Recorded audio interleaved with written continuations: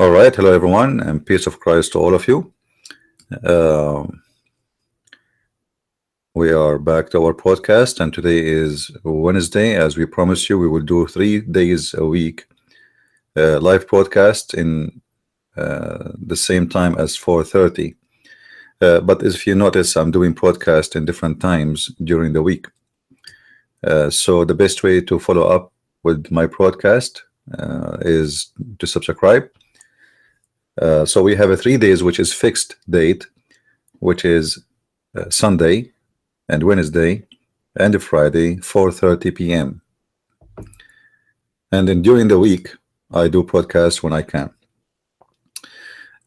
Before we start, please don't forget to copy the link of the video and post in your Facebook with your friends, invite them so we can all together share and learn.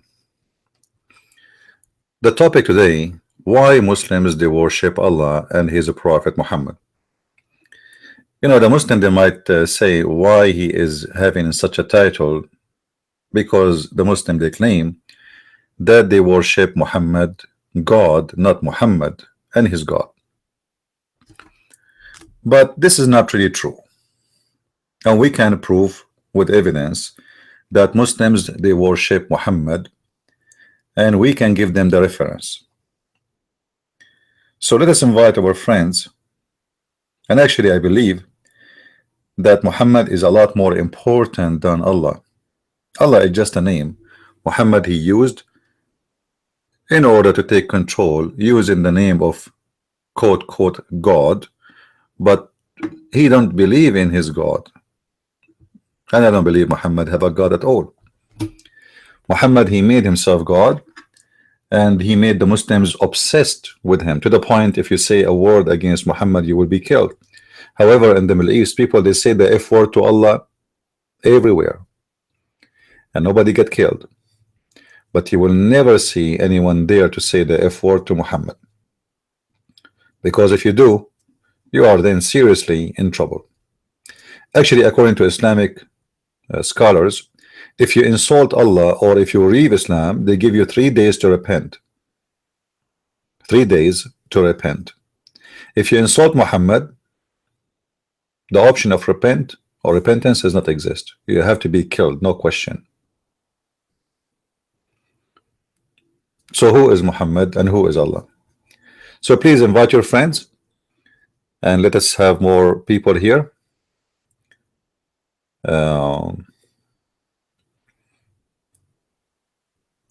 And see how the topic will go. First of all, is my voice clear? Let me know, please, if you have any problem with the sound, so we can fix it. The Muslims, they keep repeating to us that their God is, his name is Allah, but the fact, even his name, you know, the Muslim, I feel sorry for the Muslims, even their God name they don't know. What Allah mean? Any Muslim can tell me what Allah mean? Any Muslim here, he have the courage to tell us what Allah mean? They do not know what Allah mean. They do not even know the correct name of their God. Muhammad never spoke to his God. He never heard his God. He never saw his God. So who is this God? I mean, you want to worship a God, but you do not know who is he. Muslims have no idea who is this God is. And this is my challenge. If any Muslim can tell me what Allah mean, you are a hero. Any Muslim can tell us? Is Allah an Arabic word? Is it Hebrew? Is it Aramaic?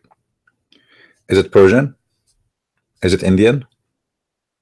How come Allah is the name of your God, but none of you Muslims knows what Allah mean? You know, I saw many videos made by, even some of them they are Christians. You know, some Christians they are trying to play smart. I don't know, I don't want to use the word, but in English they say smart A, you know. So they start giving definition for what Allah, and some of them they say to you that Allah is coming from the word al-ilah. Al-ilah.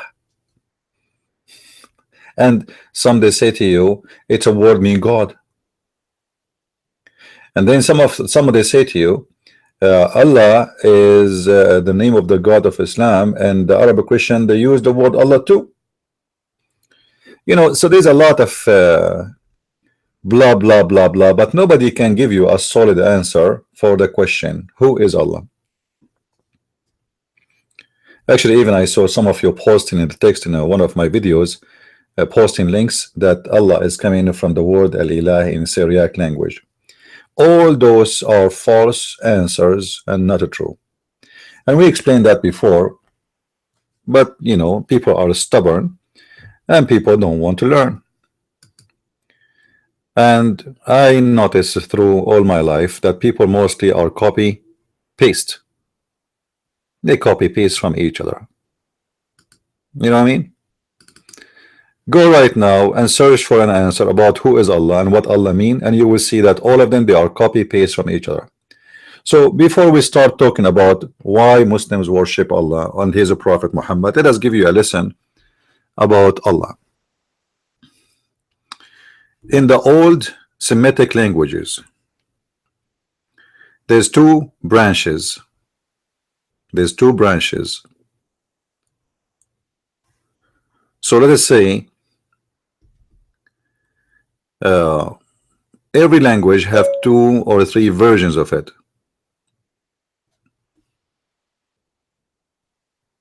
Ancient, not patient, hold on, ancient, and then what is happening here? I have my automatic typing is on. That's why it's coming in the screen. So we have ancient or ancient text, and we have a modern, same as Hebrew, same as Aramaic, same as many languages, even English. Like, you know, the old English is not the same as the English today. So in the old Hebrew, as an example, which is taken from the Aramaic, we have 2 words, both of them they are equal to God. Let's make the text big.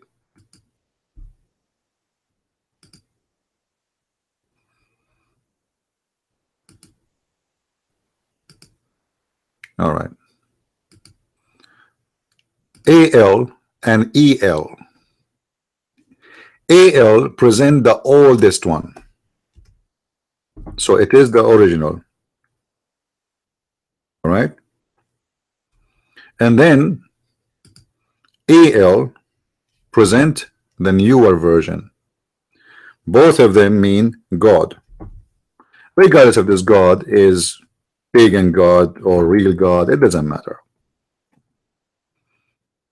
All right. So the word AL was used as a word mean God, and the word EL is a word used as a word mean God too. And actually in the modern languages, still some people they use the word AL without noticing what AL mean. As an example, all of us we knew what Baal is. Baal. Baal.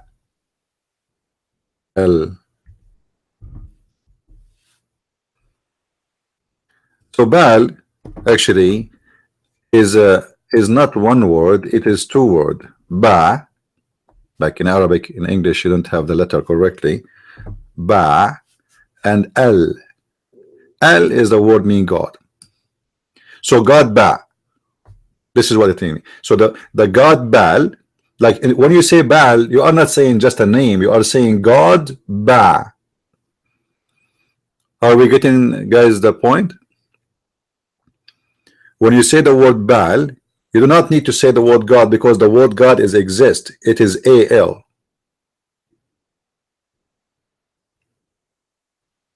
Are you getting it?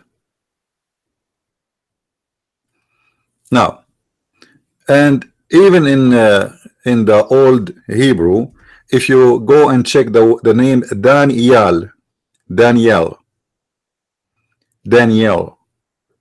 last 2 letters is AL, because the word Daniel is it's a word contained two words. Israel, Israel, as an example. Israel, right? But the fact Israel used to be Israel, and then there's like a light E, let us say small one, and then al.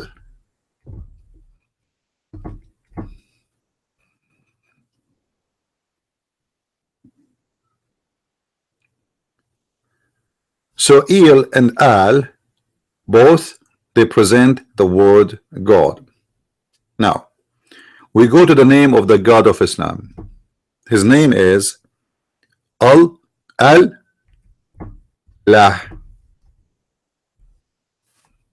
God lah. You see, the naive one who says to you that lah is a word coming from the word ilah, that because they are idiot and they have no idea what they are talking about. It doesn't matter who they are, Christians, Jews, Hindus, doesn't. But the one who try to be, let us say, a smart, I don't want to say the word.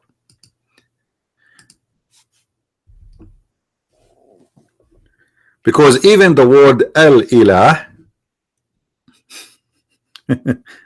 you just say, look, al-il-lah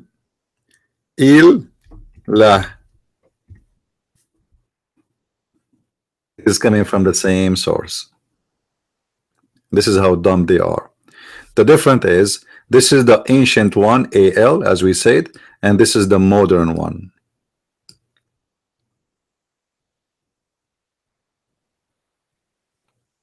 Okay, now what Allah mean? You know, there's people who they are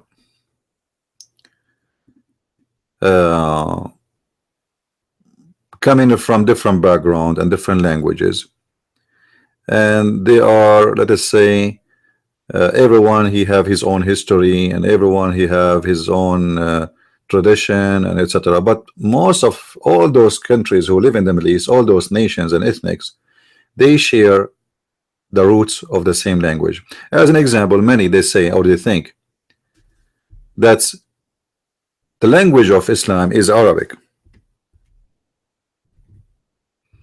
but the fact there's no language is called Arabic. Arabic is not a language by itself. Arabic is a collection of languages. Arabic is a collection of languages. It's not a language. And we can show you tons of reasons to believe in that, and it's easy to prove it. Actually, even the Muslims, when they say to you, what is the name of the book of Islam? They say Quran. Quran. Okay, is Quran an Arabic word? No. Quran is not an Arabic. Even the name of the book is not Arabic. So what is Arabic? Arabic is a special local term, or let us say words created by the local for their own use. However, Arabic language is a huge mix of languages, and between it there is some local words created by the Arab, and that will not make the Arabic language as Arabic by itself. Same time, the word Arab is not even an ethnic. Many naive one, they think that when we say an Arab, it's mean an ethnic group. Arab are not an ethnic. Arab is whoever live in the desert, they call them Arab. The same as we say the desert of Arabia. The fact you do not need to say the desert of Arabia, because the word Arabia alone is a desert. But because people do not know what Arabia mean, they say the desert of Arabia. Arabia itself is a word mean desert. So whoever live in the desert is an Arab. In other way, he is a Bedouin. Someone who have no houses, someone who live in a tent, and he move from place to place seeking grass and substance like water. So Arab are not an ethnic. Arabic is not a language by itself. Arabic is a language took a lot of time to become as it is today. Now I see some people in the text chat. They are, you know, Abdul Luba. Focus with me in the text, please, in the topic. Otherwise, I will block you. If there is any Muslim would like to call me, let me know. And please focus with me in the topic. I don't accept a chat out of our topic. If you want to have a private chat with your friends, go somewhere else. So El-Ilah and Il-Lah is the same. It just depends on the timing. This was newer. This was older. This is why we see that many names in the Hebrew. As an example, our Bible says that Jesus, one of his name is Emmanuel. Emmanuel. God is with us. And Muhammad, because he is a thief, he stole names. He have no idea what they mean. And he put them in his book, but yet he claimed that those are God names or angels names. Actually, if we go in the Quran and we ask any Muslim where the name of Israel is coming from, shall we do that? If we go right now to the Quran and we type the word Israel,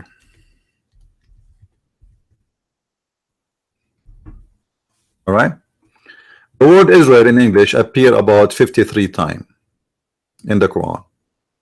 All right. Question, Muslims, where the word Israel is coming from? The Quran keeps saying the children of Israel, the children of Israel, the children of Israel. Okay, who is Israel? Not even a single verse in the Quran tell us who is Israel.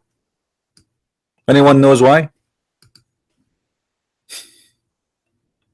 You see, if you go and read the Bible in the Old Testament, it's going to tell you clearly who is Israel.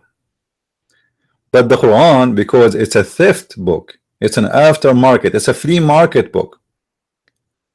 The Quran says the children of Israel, but not even once. The God of Islam, he mentioned who is Israel. So now how we will know who is Israel? Any Muslim can tell us? When your Quran says to me, Israel, the children of Israel, okay, that's mean there's a guy, his name is Israel, and there's a children's, they are the children of Israel. Okay, who is Israel? There's no answer.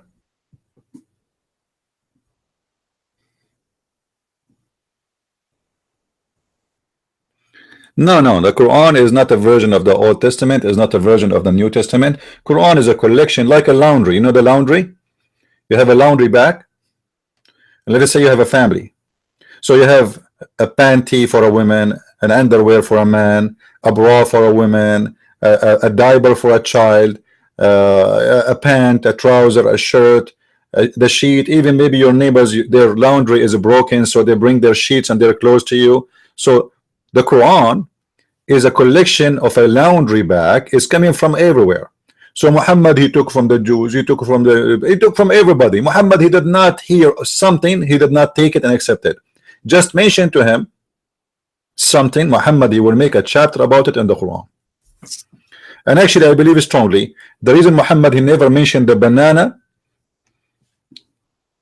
in the Quran, because he never ate it. If Muhammad, he ate one banana, he will call, I guarantee you, a chapter. It's called the chapter of the banana. If Muhammad ever ate one mango, he will make a chapter of the mango. This is why we see him swearing by the fig. Have you ever heard of a God swear by the fig? By the way, Muslims, the word fig, which is teen in Arabic, is that an Arabic word? No, it's not. Zaytun, is that an Arabic word? No, it's not. So why Allah don't use? And the funny, you know, the Quran says that this is a pure Arabic, which is making it funny. I mean, this is a pure Arabic book. Are you sure? Are you sure? Verily, we have sent it down as in Arabic Quran in order you may understand. Hold on. I mean, you see, Let me give you a reason to worship Allah, because our video is name is what? Why we worship Allah. Allah, He sent the Quran in a language which is Arabic. So what? What the purpose? So you may understand. Okay, but the Muslims don't speak Arabic. What is the biggest country of Muslims in the world? Indonesia. How many of them speak Arabic? Let me assume maybe 10,000 who learned in Saudi Arabia. What about the rest of the 300 people, 300 million? What about the second country, Bangladesh? What about Pakistan? What about the Muslim Indian? What about the Muslim Chinese? What about the Muslim German? What about the Muslim English? What about the Muslims from everywhere? How those people, they may understand? Allah, He sent the Quran in Arabic so you may understand. But yet the Muslim, they say to us, Islam is international languages. Oh, sorry, international religion. You know what I mean? Islam, Muhammad, he is a prophet for all mankind. But the Quran says something very funny and very weird. He sent the Quran in Arabic so you might understand. And by the way, the Arabic today of the Arab is not the same as the Arabic of the Quran. This is why Muslims, they have a very hard time to understand, even though they speak Arabic. Even the one who speak Arabic do not understand the Quran.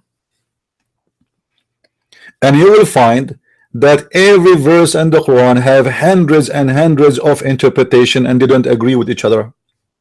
This is why the Muslims, when they give interpretation for the Quran, they finish it by saying, by a statement saying, Allah knows best.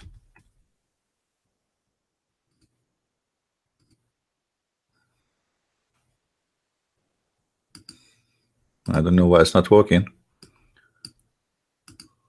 Okay, hold on. Oh, here we go. So Allah knows best. Okay. So why you are making interpretation for the verse if you do not know anyway? Now I'm really convinced that I should worship Allah, because Allah, He sent me the Quran in Arabic, which you may understand, and then at the end of the day nobody understand, and then they say to us Allah knows best.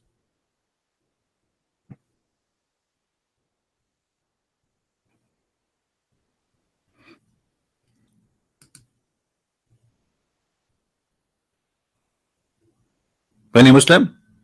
Any Muslim want to call us and share with us? No problem, by the way. Feel free, please. If there's any Muslim would like to call us, let me start my Skype. You can call me in my name there, Debate TV, and I will be happy to have a conversation with you. So Allah sent the Quran in Arabic. Here we go. We are okay. I have a Muslim actually here. His name is Shahid. He is telling me he is going to invite a Muslim scholar to debate me, and he is saying I will let you know when. That's good. He is more than welcome to call me this Muslim scholar, as he called him.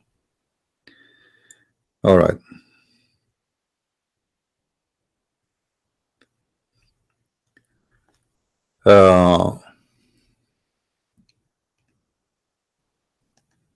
By the way, any Muslim can call me. You do not need to be a scholar. I mean, you see, I see Muslims have articles about debating Christian Prince, and they are making challenge for me, but yet they cannot find me. And those articles are made like 15 years ago, and still they cannot find Christian Prince to debate him. But Christian Prince every day almost here, and we stay here for hours and hours, and nobody call us. Anyway, so Allah, He made the Quran in Arabic so you may understand. All right, Muslims. If Allah is all knowledgeable and Allah is the Almighty God, and Allah, He knew that sooner or later people from Pakistan, they will become Muslims.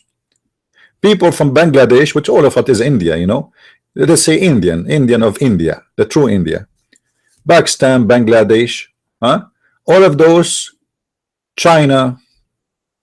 How somebody from China who speak the language of he will understand Arabic? You Muslims, do you accept the translation of the Quran? They say no. No Muslim accept the translation of the Quran. So what the purpose of the translation?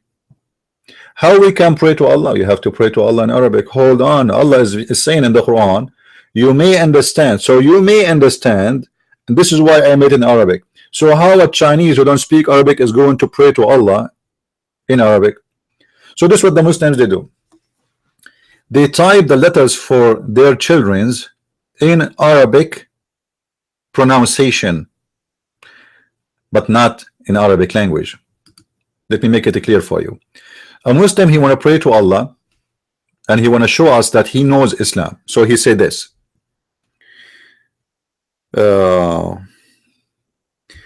Bismillah al-Rahman al-Rahim. Okay, now you hear him, you think what? You think he is reading Arabic. He is not. He have resembles of the text in Arabic to make it sound Arabic, but he's not reading Arabic. He do not know Arabic. He don't even knows what the word mean.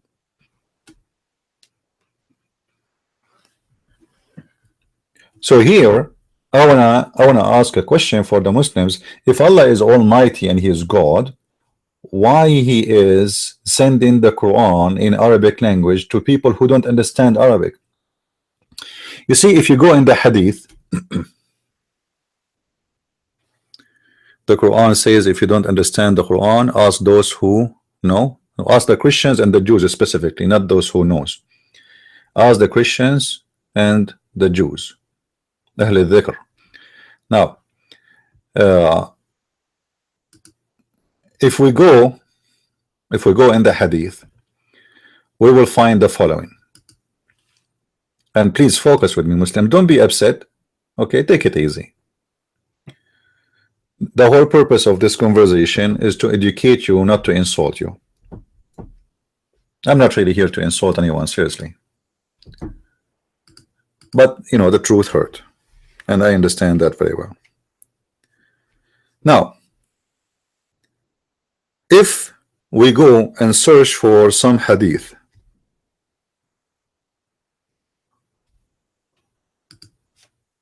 as an example, this one, that Allah He sent the Quran in 7 Arabic dialect. Oh my Lord.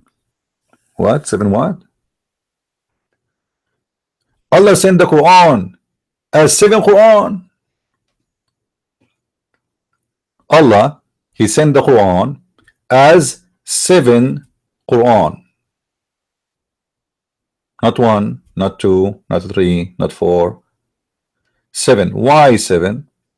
The Prophet Sawsaw was present, okay, at the pool of Bani Qurayza. You might hear the word pool, you think they are swimming in a pool. This is not what it says.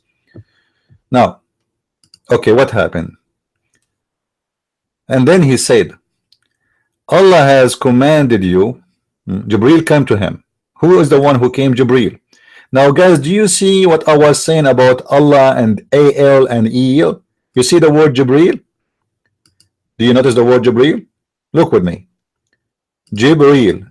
What is the last 2 letters? El. El. Muhammad, he claimed that those are the names of his God angels, but those cannot be the names of his God,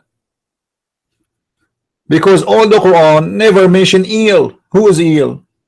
Is El an Arabic word? No. Is Jibreel an Arabic word? No. But he just told us that Allah He sent the Quran in Arabic. Let it go. Have some mercy and be forgiven. Then he says, Jibreel came to him and said, what Jibreel he said?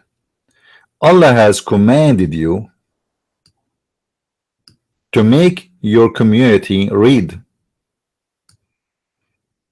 between 2 brackets, the Quran in 1 harf, which mean in 1 dialect. Okay. The Prophet said, Abdul, listen carefully. The Prophet said, I beg you Allah, His burden. I beg you, beg you, beg you. Yes, sir. I can boogie. Boogie, boogie. We need more letters. Yes, sir. You know, I beg you, Allah, burden and forgiveness. My community has not strength to do so. What the heck? What? Allah sending message to Muhammad. Muhammad, he answered the phone. Assalamu alaikum. Wa alaikum assalam, brother. This is Prophet Muhammad. Yes, with you, the head of the quarter of the Department of Finance and Taxation. I am Jibril. Yes, sir. How you doing? I hear you. Is my voice clear? So speak again, please. What you said. Is my voice clear? Do you want to change your gear? No. Is my voice clear? So Muhammad, he said, after he heard the message of Allah, who he is saying to him, I send you the Quran to be read in one letter. I mean, what is the purpose of this message? I mean, you send the Quran as the Quran. That's it. Do you need to see a letter or two or three? Then Muhammad, he got angry. He said, please, please, Allah, please, please don't do that. Allah, my community, they cannot handle it. This is too much. Allah, here and stop. I have to stop you. My community cannot do that. Then Allah, he went to the bedroom and he started thinking, well, you know what, Muhammad is right. His community cannot do the Quran in one letter. So we should give them the Quran in two letters, two dialect, two languages, which is two, but the two of them is Arabic. I mean, how funny it is. So he came for the second time and he told him the same thing. What does that mean? He came the second time. He said, okay, Allah, he gave you the Quran in two letters. Muhammad, he said, please, Allah, please, two letters is not enough, Allah. Please, please, please, please, this is not good. My people cannot handle it. The angel, he went back. He knocked at the door of Allah. He said to Allah, I have a bad news for you. Allah said, what? He said, the Prophet Muhammad, he said his nation, they cannot handle it. They can't understand the Quran if we send it into dialect. So Allah, he sent him one more. That is a third time. Muhammad, he received the Quran now in three letters, which means three times, three Qurans. Muhammad, he said the same. Please, Allah, Allah, please, please, for the sake of Zakir Naik and for the sake of the long beard of a brother Sabir Ali, please don't do that to us. We cannot handle it. So the angel Jibril came back, and this time he gave him four letters. Muhammad still is unhappy. Please, please, Allah, please, Allah, for the sake of Hillary Clinton, for the sake of every 7-Up made in America, an iPhone, please, Allah, fix that. My nation cannot handle it. So Jibril, he came to him back, and he have the fifth Quran. Now we have five. Muhammad, he said, please, please, Allah, I seek burden from Allah. I beg you, I beg you, I beg you. My nation cannot handle it. Jibril, he went back, and this time he came with the sixth Quran. Muhammad, he said, please, please, Allah, I beg you, Allah, I beg you, let me kiss your hand, let me kiss your feet, please, Allah, send me more Quran. This is not enough. My nation cannot handle it. So Allah, he sent the seventh Quran. Allah sent 7 Qur'ans so the Arab, they might understand. Guys, are you listening? Allah, he sent the Quran in 7 letters to the Arab, so may the Arab understand. If the Arab need Quran, 7 Quran to understand the Quran, 7, not 1, which means in 7 languages of the Arab, because Arab supposedly, as I said, there's nothing called Arab actually. You know, there's everybody have his own collection of languages. Allah He sent the Quran in 7 Quran, so the Arab they might understand. Question Muslims, why Allah don't send the Quran in Urdu? Why the Arab they get 7 Quran and the Urdu get 0? 7 Quran in Arabic, and yet the Arab cannot understand the Quran in 6 Quran.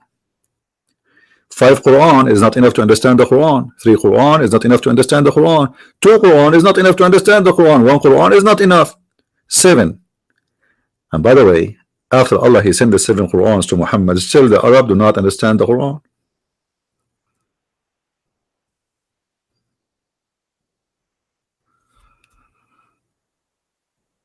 Do you see the reason we should worship Allah?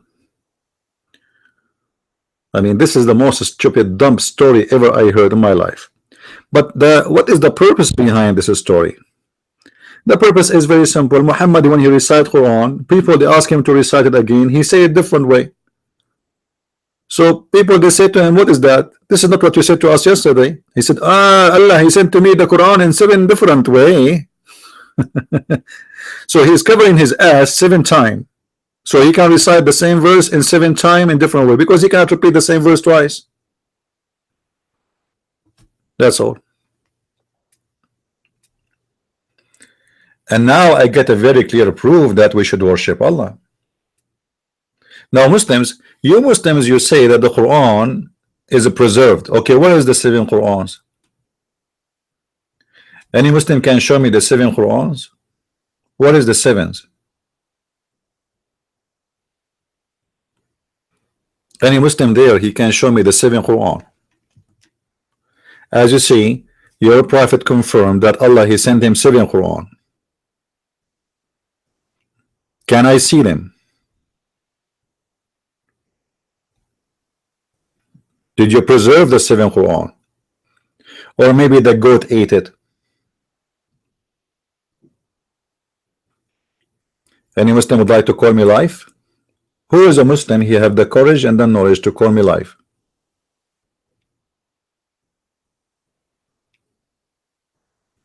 No? So Muslims agree, obviously. By the way, the Muslims, they made articles long time ago about how to debate a Christian prince. The article is saying, I wish I can have it again. I found it by mistake actually. The article saying, if a Christian prince he asks you a question, don't say yes, don't say no, because he will trick you. If he say the prophet is good, don't say yes. If he says bad, don't say no, because he will trick you. If he say whatever he say, don't say yes, don't say no. And this is the only way to debate a Christian prince. And this is why Shabir Ali, he ran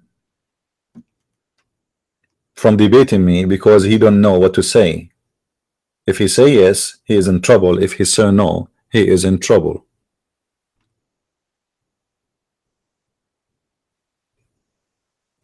This is God. And who is Muhammad to correct his God? Guys, if you read this story here in front of us, that's mean Muhammad was right and Allah was wrong. Because do Allah knows that 1 Quran is not enough? Obviously not. Secondly, do Muhammad know that Allah is wrong? Obviously yes, because he didn't agree with him with 1 Quran. The verse saying, or the hadith saying, Allah commanded you to make your community read in 1 Quran.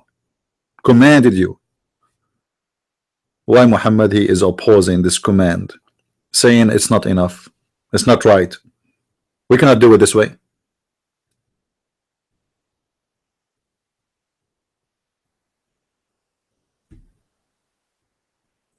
You know what I mean? How this happened?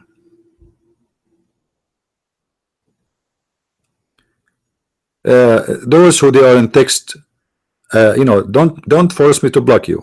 Don't say somebody speak about me wrong. None of your business. People they can say whatever they want about me. I do not need the lawyers here.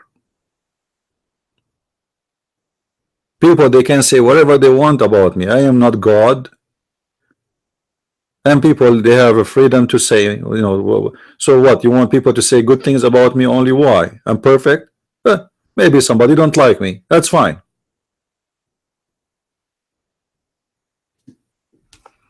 Now, focus on the topic, otherwise I will block you. And feel free to say anything you want about me. That I don't care, because I have a protection of Jibreel. Jibreel and the angels and all the believers of Allah, they are in my back. Especially when Muhammad he have a fight with his wives, Allah and the angels and Jibreel and all everybody is supporting him. Now, yeah, somebody asking, Michael is asking, do we have 7 versions of the Quran in 7 tablet or 1 tablet?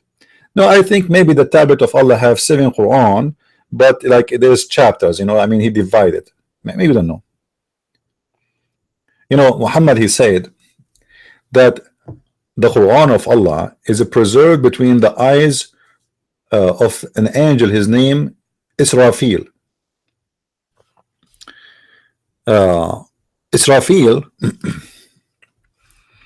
this is the angel who is in charge of the protection of the Quran. And look how Allah is so serious this time to protect the Quran.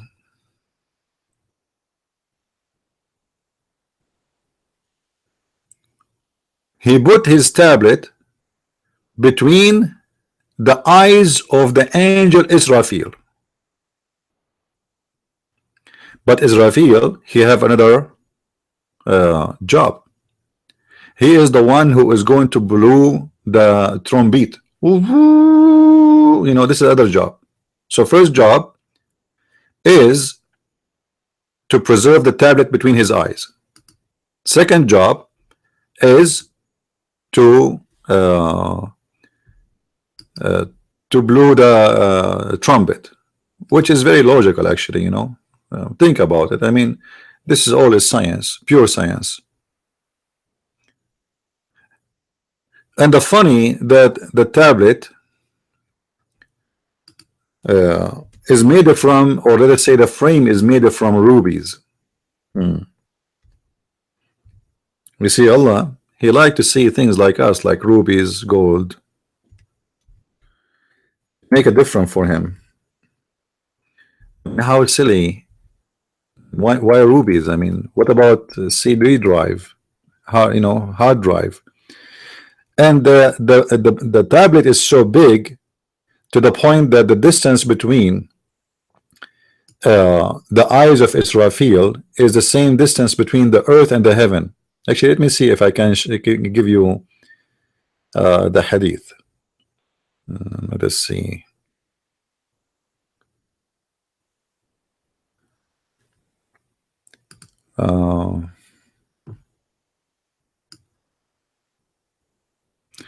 Anyway, let's search here in English.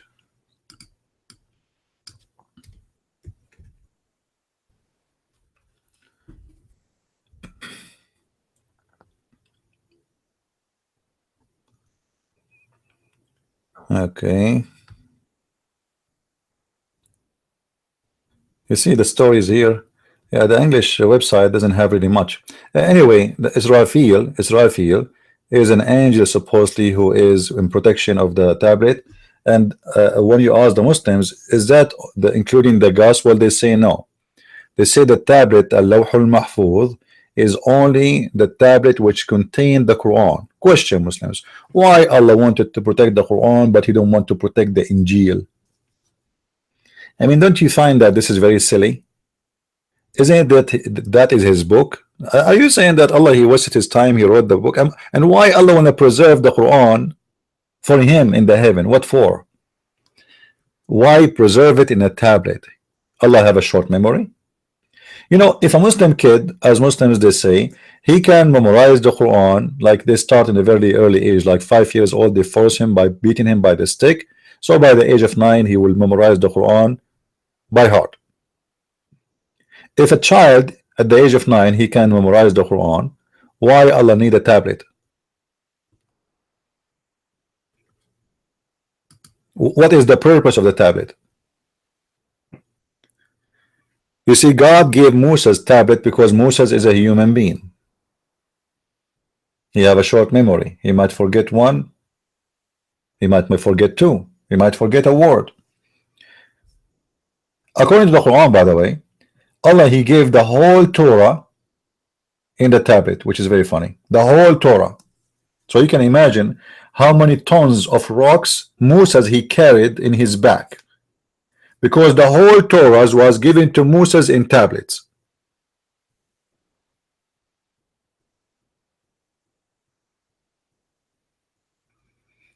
Any Muslim?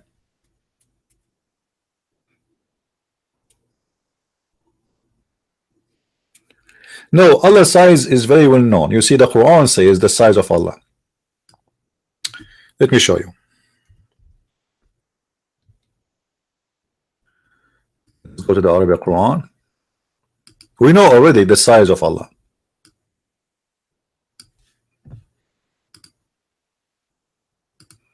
Because the size of his chair is wus'u samawati wal ard, the same size of the earth and the space. And that means that Allah or the Quran consider that the space, which means the sky, and the earth have one size. It's like a square mile. So if you go to chapter 2 verse number 255, it says the following.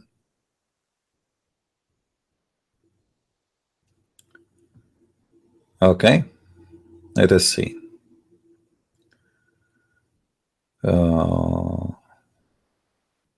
His throne doth extend over the heavens and the earth, and he fleeth no fatigue. Doesn't say that, by the way. This is false translation. It says, it doesn't say extend over. It says the same size as the earth as at the heaven. Wus'u, this is the size, which means as if you are saying the width. Let us change the translation.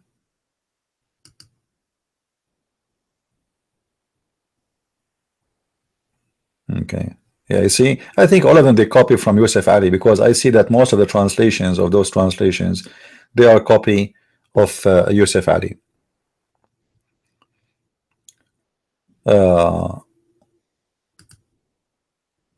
However, Muhammad, he proved to us that Allah is so small. How we know that?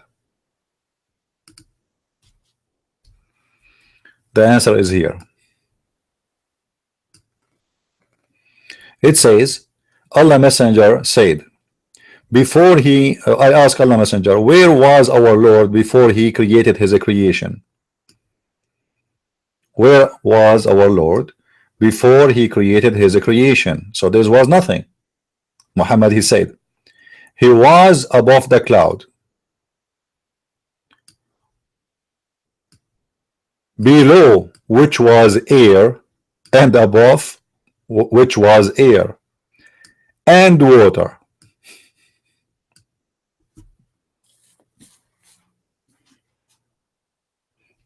Any Muslims can explain to us how this happened? If Allah created nothing yet, why your prophet he consider that there is water and there is air above and there is air under? Where is this water located? Where? There was nothing. There was water and air above and air under. Any Muslim here?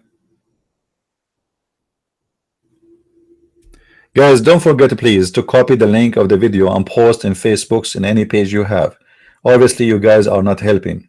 Most of those who come here, they just come to watch and have some fun, drink some tea, and they don't really care. So those who care, all right, please copy the link of the video and share in Facebook. You do not need me to remind you to do that, so we can get more people to come and listen. All right, you will lose nothing, you know. You just copy a link and post it.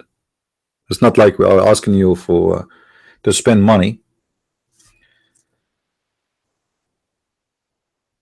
So obviously the Muslims, they have no idea who's Allah, and Muhammad is giving answers and nobody knows where he got this answer. Where Muhammad he got this answer from? Any Muslim can tell me? How Muhammad knew where Allah was before? Is that from the Quran? How Muhammad knew that in the top of Allah there is air and underneath of Allah is air? How you can say even the top of Allah and underneath of Allah? That's mean Allah is inside the box and there is air all around him, and there is something in the top and there is something underneath. Are you following Muslims? What is above Allah?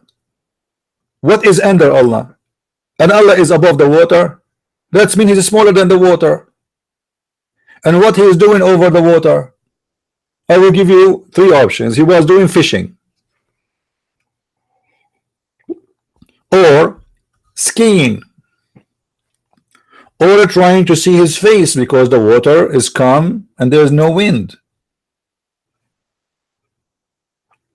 Obviously Muhammad is trying to copy from the Bible, but the Bible doesn't say that. The Bible says that the whole earth was covered by water, and this is even proven by science.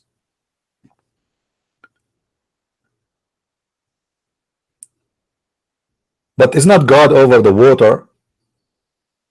God is, you know, when I say God is over the water, that's it. He is over the water. But you know, if you look at this space and you see how huge it is, that's mean we have to have water at least equal to that space. How big Allah is, how small he is. Obviously he's so small. You see that scientists, the spaceships, NASA, and all you know, science organization in the world, in Russia, in China, in Japan, they are trying to find a planet have water. Until now they could not find any.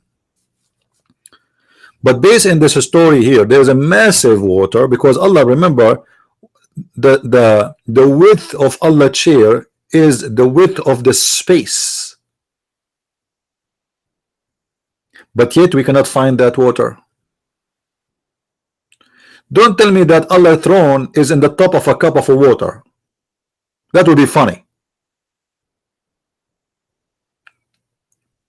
So the chair of Allah is in the width of the whole sky, and he is in the top of the water, but we cannot find the water.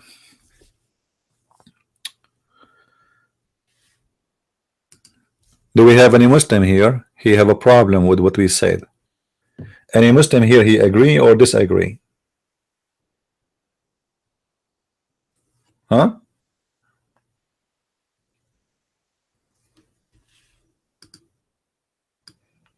Any Muslim?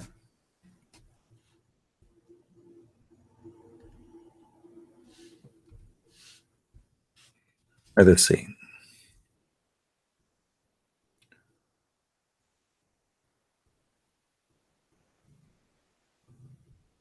I'm trying to find you a hadith.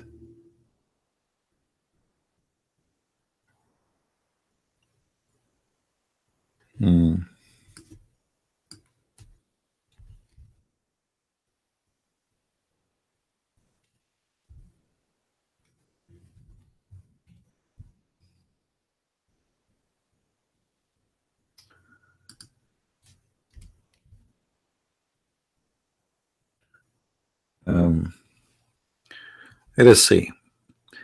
There is a hadith which I find it interesting to show it to you.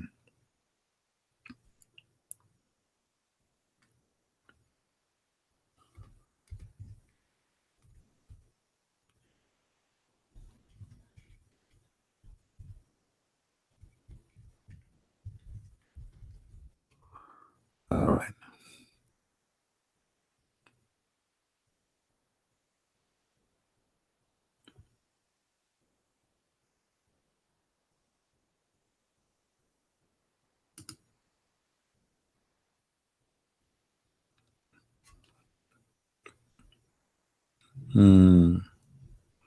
Yeah, sometimes it's hard to find what you are looking for. See, we are doing this live, you know. Yeah, but it's okay.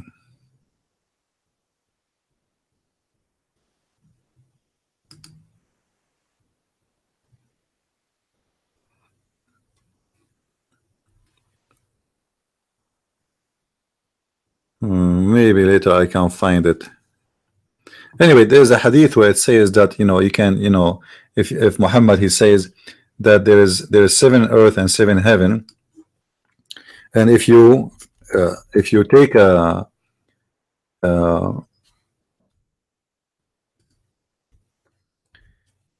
a rope and you go down, you will land in the top of Allah. Let us see.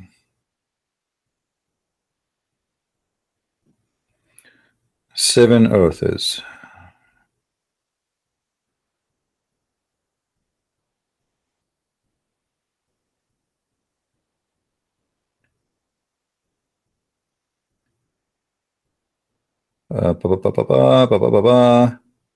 Anyway, if you see here Muhammad how he is teaching as the Quran teach that there is seven earths and there is seven heavens.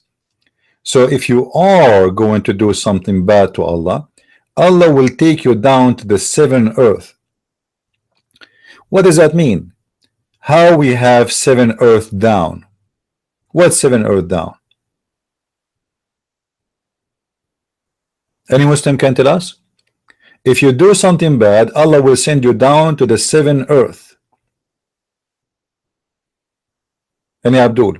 Read with me this hadith here as an example. The Prophet said, whoever take a piece of land other unjustly, but Muhammad, he took everybody land. He will sing down the seven earth on the day of resurrection. Where is the seven earth?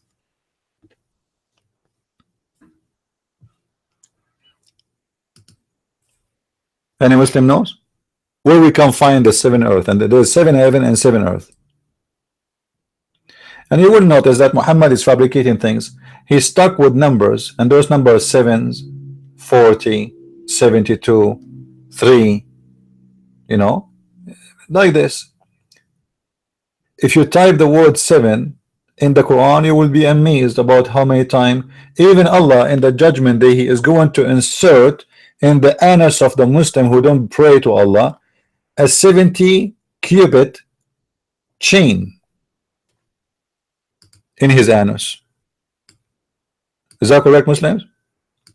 So everything is 70. Your reward 70 virgins. Allah will insert 70 cubit in your anus. I mean, everything is 70.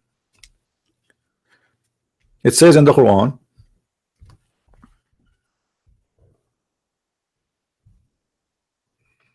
Let's switch to Arabic.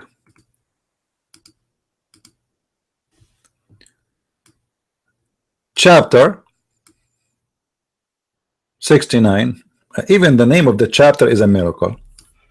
I mean, look at this.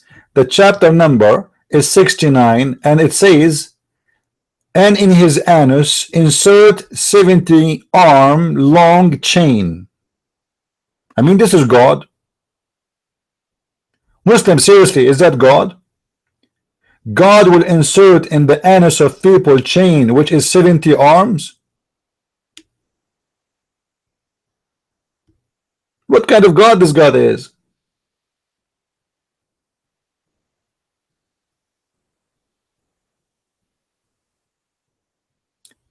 If we go to read the interpretation of this, let us see the interpretation. Hold on. So the Muslim, they might because they might say it doesn't say that. Hold on. Let me open the interpretation books.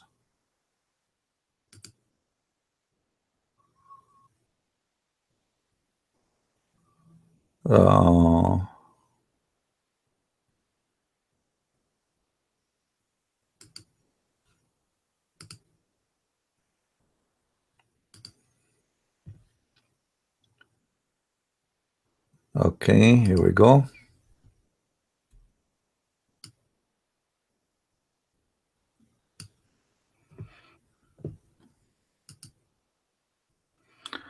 We go to chapter 69.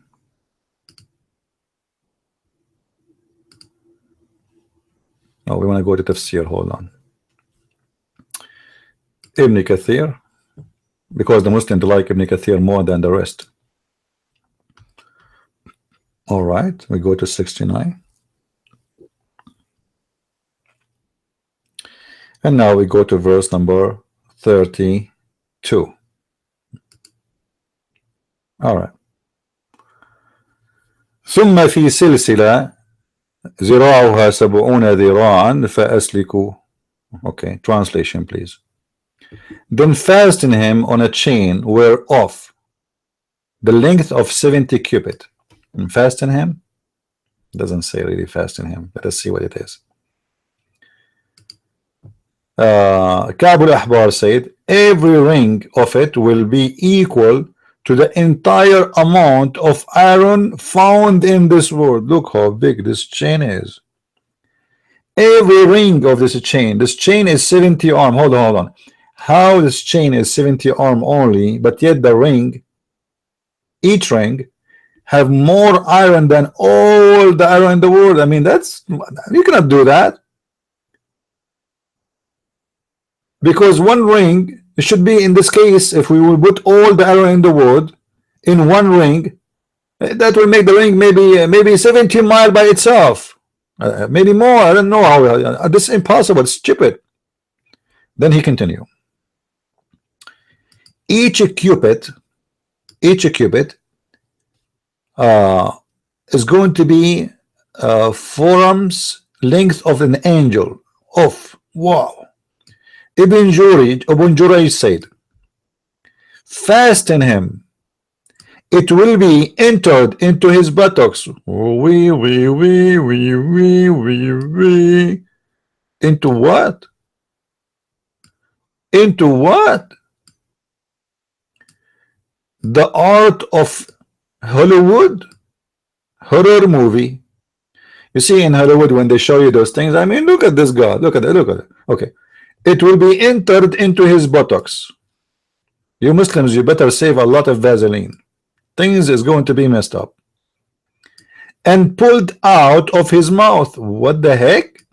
That's amazing. So beautiful. Then it will arranged. Then they will be arranged on his chain, just like lotus, or arranged on a stick that is being roasted. Oh, what a nice barbecue. So Allah here is making barbecue. Now we got the point. He put the chain in the anus of the Abdul, and this chain is so huge, to the point that every ring of it is equal to all the iron in the world. I mean, that makes sense. By the way, this is a pure science. You can do that. And you know, anyway, Allah, he owned all the iron in the world, right?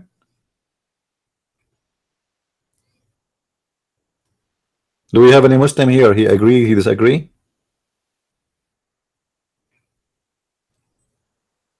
Any Muslim?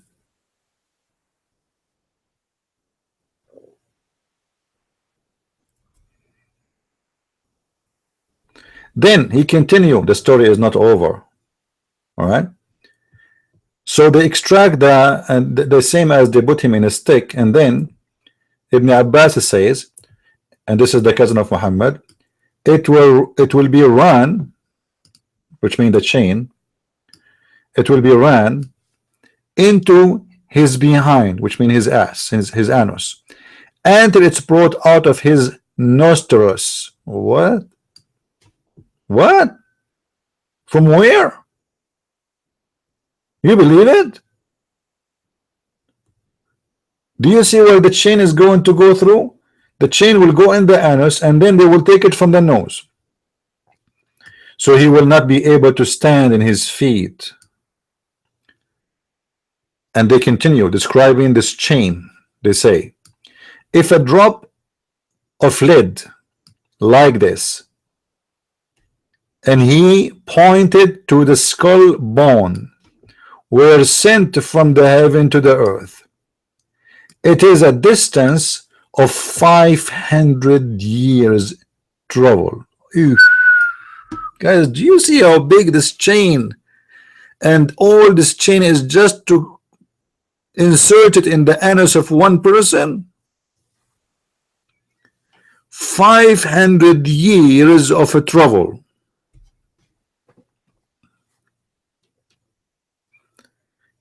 If a drop of the chain is measured, drop, just a drop,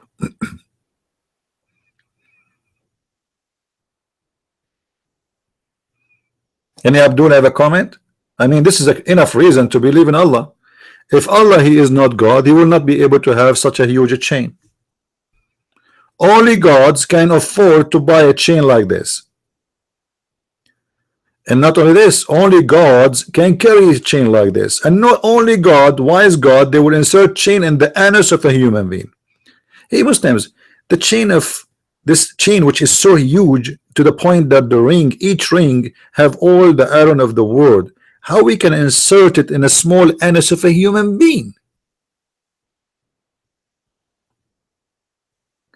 If every ring have equal iron to all the iron in the world, when he say the world, by the way, he don't say only the earth, all the world. How we can put such a ring in the anus of a smaller human being? He is 5 or 6 foot tall. How big his anus is? Somebody told you the anus of a human being is the Grand Canyon? Even the Grand Canyon cannot take it.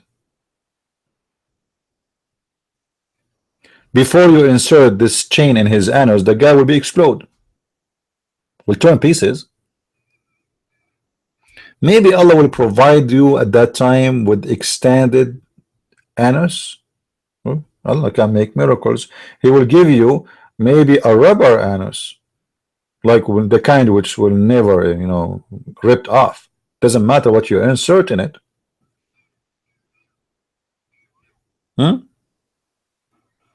I'm sure there's many people they are convinced now that Allah is great, you know, and that's amazing. Me myself, I'm convinced that Islam must be true religion, and this is Quran. I mean, this is Quran. Allah in the Quran saying He will insert things in the anus of people. That's so beautiful. I'm very thankful for Allah for thinking about our anus. This is the true God. True God is the one who is thinking about every inch of us to the point He is thinking about our anus. You see how important the anus of a human being? To the point Allah, the Creator, the Almighty, He is focusing right now in the anus. Hey, in your anus, do you see this hole there? Yes, sir. I will insert here. I will insert a big, huge chain. Please, Allah, don't. I will do it. Allah, please, I will do it. Allah, this is too big. Can you make it smaller? No. Sorry. I mean, that's amazing. It's amazing. It's so beautiful. It's so logical. It's so convincing. Any Muslim, he don't agree with this. Any Muslim, he think we are not being fair. You see, I am just showing you what Muslims believe, and this is their books. None of those words are mine. I did not even say one word of my own. Not even one word. Everything is just in the front of your eyes. So we go back to the topic. What is the reason for Muslims to worship Allah and His Messenger? Is that because of those funny stories? You see, in this website here in front of me, let me show you. This is a Muslim website.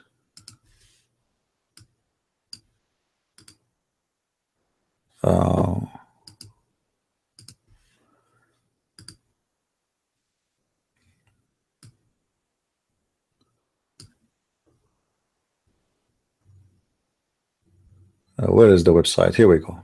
Hold on. Question number 4. Why should we worship Allah? What is His philosophy of a prayer and fasting and Hajj?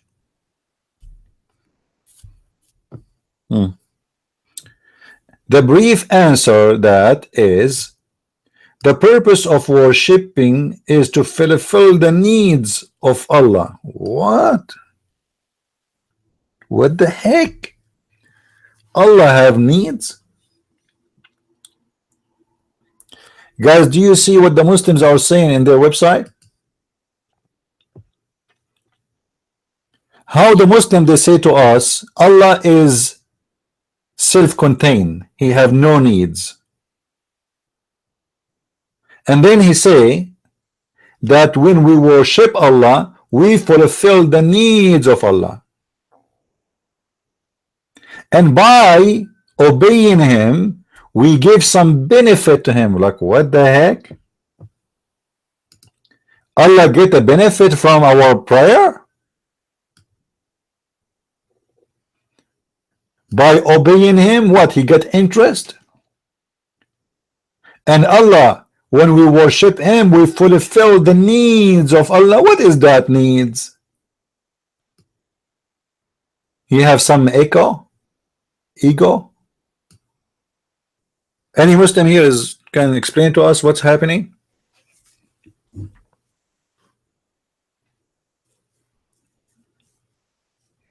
As you see, this is not my answer, by the way. Don't tell me I'm making things up. As you see, I'm showing you the website. Okay, this is not my website. I have nothing to do with it. Here we go. You see, this is alislam.org. Here we go. alislam.org. I have nothing to do with it. Not even one word from my own.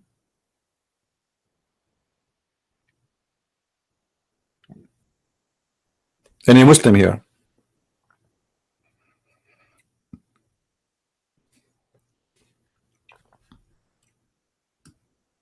Allah have needs? What is the needs? You know, there's a guy once, he came to argue with me in YouTube, and sorry, in Paltalk. He called himself the sword of Allah, and he was an African American convert to Islam. And this guy, he argue, and then after some time he made a video in YouTube. In the beginning he was defending Islam, but he could not resist for long. So then he made a video, and I remember carefully what he said. He said, "Hey guys, I'm leaving Islam. I mean, what the point of this God, Allah? You know, I mean, look at this. He created us to worship him. Are you lonely or something?" Honest to God, this is what he said. You can go right now and search for his video in YouTube. The sword of Allah. This is his nickname. He said, after he left Islam, "I'm not going to worship this God. He created us to worship him. Created us to worship him. Are you lonely or something?"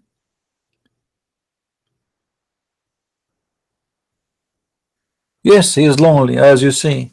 He wants us to worship him, to fulfill his needs. And this is the definition is given by the Muslim scholars, not me. And when we do obey Allah, we give some benefit to him. Yeah, Sahih Nom is posting the video in YouTube about that.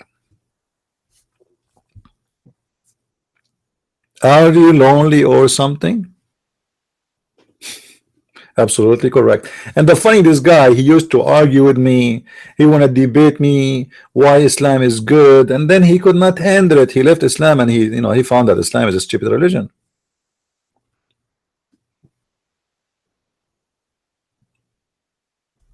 You know, like there's many things about the God of Islam. It's very stupid and very funny. As an example, Allah, he loved those who sneeze.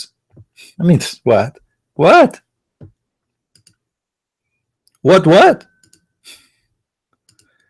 Allah love those who sneeze.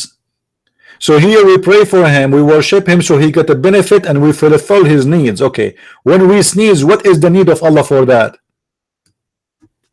Why Allah get happy if we sneeze?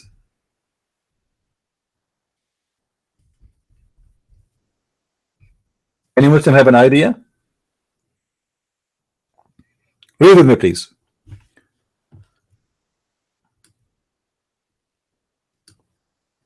Abdul, read with me. And this is Sahih. This is Sahih. Here we go. Sahih Bukhari. Sahih. Sahih Bukhari again. Sahih. Okay. What it says? Huh? The translation, by the way, is not correct. It says here Allah likes sneezing. It doesn't say he likes sneezing. It says yuhib. He love. Not like.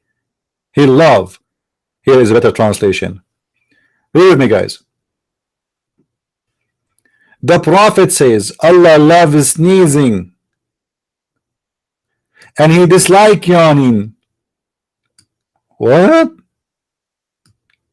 What? Okay, Muslims, why Allah he loves sneezing and he dislikes yawning? I'm trying to understand this Allah. What kind of Allah he is? And look, Allah now he give us the Prophet of Allah, the all-wise, the book of wisdom. The Muhammad is like a walking library of wisdom. He said, but as regard yawning, it is from Satan. I mean, this is scientifically correct. So sneezing is from Allah and yawning is from Shaitan. We got it. So if one of you yawns, he should try his best to stop it. For when you yawns, Satan laugh at him.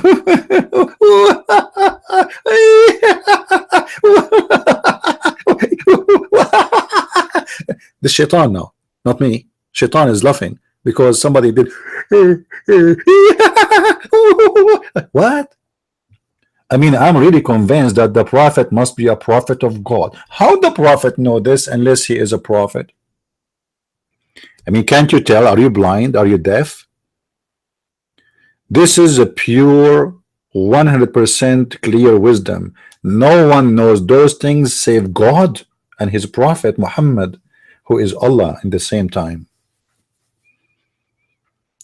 Actually, once I opened a chat room in the Islamic section in Paltalk, and I call it "Let us sneeze for the sake of Allah." The Muslims, they got so upset and they went to the admins, the company controllers, to close my room. I mean, what I did nothing wrong. I just said, let us sneeze for the sake of Allah. Because the more we sneeze, the more Allah is happy. I'm just trying to make Allah happy. Why Muslims get upset? They get upset because they found how silly, stupid their God is.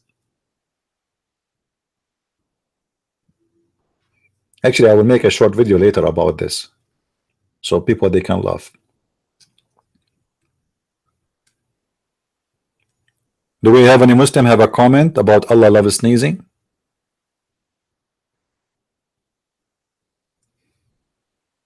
Anyone?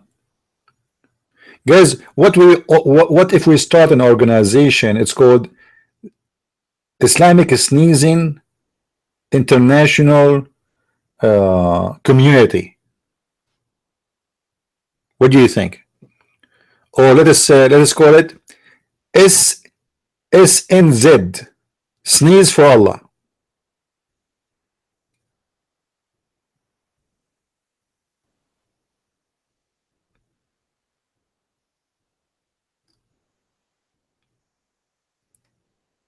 Yeah, once I saw a Muslim video saying the Prophet is teaching the Muslims good manner, and this is why he ordered them to stop sneezing and at least to cover their mouth with their hand, and he's trying to make it's about health. But that's not the reason, you idiot liar.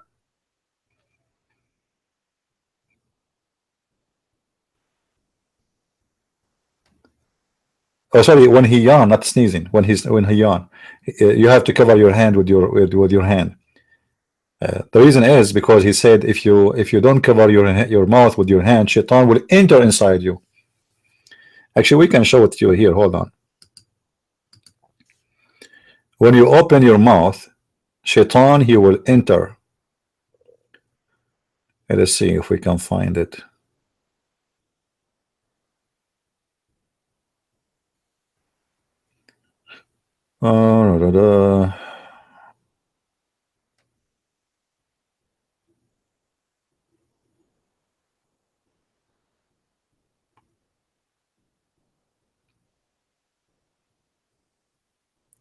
Guys, look at this. Look at this hadith. Anyone see with me? Oh boy. Oh boy.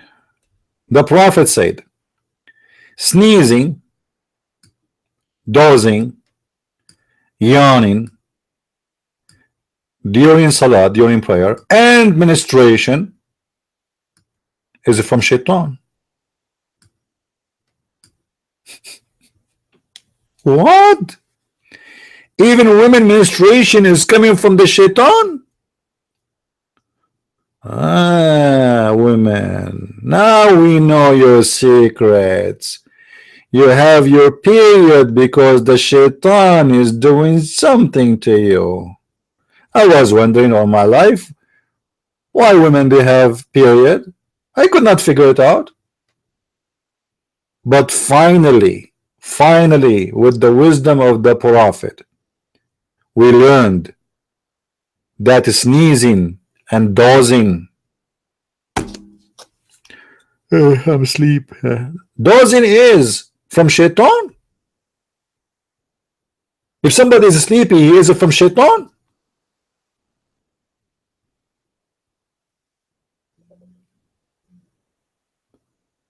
If somebody doing poo-poo, that's from Shaitan. Nosebleed is from Shaitan. I mean, that's pure science. Look, a nose bleeds.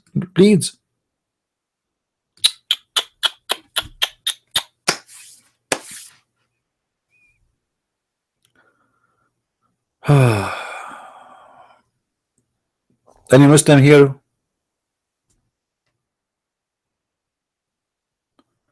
You are an idiot. Please read that and mind the pronunciation. What, you know? Read it. You can. What about you? Call me and you read it. My English is not good. I am illiterate like your Prophet. I do not know how to read. I do not know how to write. Call me and read it for us. Call me. Here we go. Guys, do you think this guy he can call me? Call us and read for us. It doesn't matter. It says all of them they are from Shaitan. Your Prophet is counting everything there is from Shaitan, and look what he said. He said this. Okay, hold on. Let me do this. I will let my computer read for you. Are you happy? Okay, I think computer can do better. All right. Okay. I just let the computer read.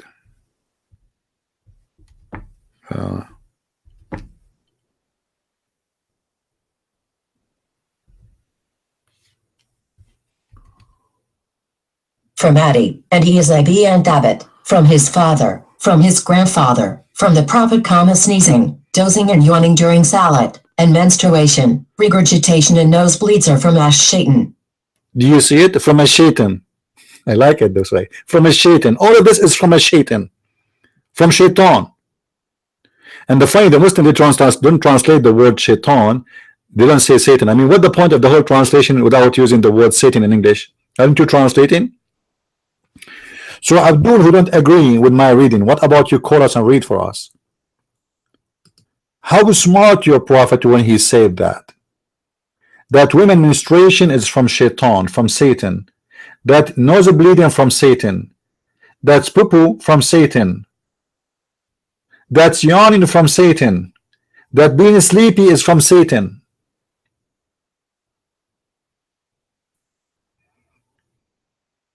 Any smart Abdul here?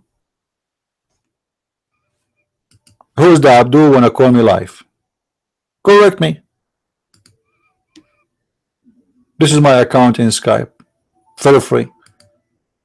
You know, call me and prove me wrong, and I will give you one of my books for free. You pay for nothing. I will pay for shipping, I will pay for handling, and for sure the book in the top of it. What do you say? Any book for your choice. Quran in science in depth, deception of Allah, Le Secret du Prophète Arabe, you know, the book in German.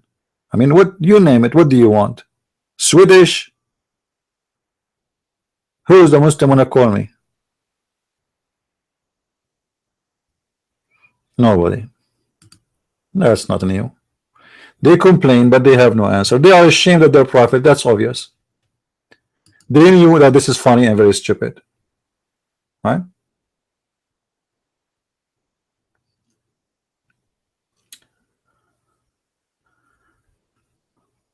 The wise Prophet and the wise Allah and the amazing Muhammad, but as you see, none of that is true.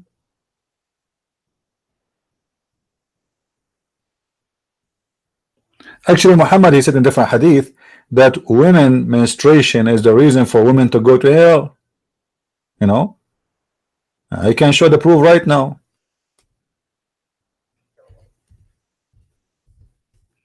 And that is a reason, additional reason to worship Allah and to worship Muhammad, because Muhammad need to be worshipped. Obviously, he's God. He knew even what Allah do not know. Look what Muhammad he said.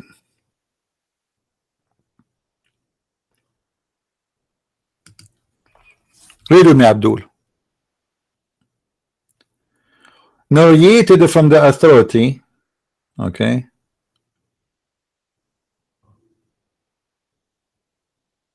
of etc. Abdullah ibn Umar. Then a messenger of Allah, he said, all right, oh women folk, you should give a charity. This is a warning for women. Okay, why what happened? And ask much forgiveness. So this is a special message to the women. For I saw you in a block amongst the dwellers of hell. Why? Why? A wise lady, guys, notice here the hadith saying a wise lady. By the way, in Arabic it doesn't say that. Just to show you Muslim translation, the add words does not exist. In Arabic it says فَقَالَتْ إِمْرَأَ مِنْهُنَّ. Let us say she is a little bit more she's speaking out person, Jazila, among them. Why? And actually she's wise, I had to admit, she's more wise than Muhammad. She said to Muhammad, why is that? Like, why we will be most of us in hellfire? Why? Messenger of Allah said that our folk in a block in hell. Why? Upon this, the Prophet, he said, you curse too much and are ungrateful to your spouse. I have seen none lacking in common sense. So Muhammad is giving us reasons now why women they will go to hell. Number one, they curse a lot, they are not obedient to their spouse, and they have no common sense, stupid, and failing in religion.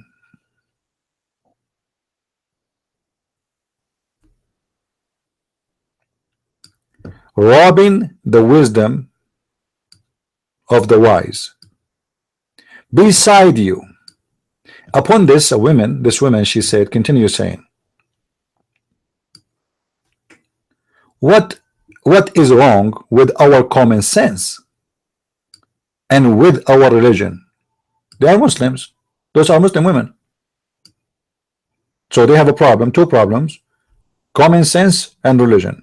The Holy Prophet, he said, your lack of common sense can be judged from the fact that the evidence of two women are equal to one man, which means he means the Quran. The Quran says that two women are equal to one man as a witness, and they witness only in the case of borrowing money only. Other cases they are not allowed to witness, period. So Muhammad proving that women they have a lack of intelligence. How? He didn't say, he gave no proof. He just said the Quran says that. The Quran says that one man is equal to two women. Hello. And then he continues saying that is a proof of lack of common sense. That's suspense. And you spend some night and days which you do not offer prayer in Ramadan. Why? Because they have their menstruation. Here they did not say in the translation. If we go in different hadith, you will see it says that. So Muhammad, according to Muhammad, the reason that those women they will go to hell because they have a lack of sense or logic and they have their menstruation.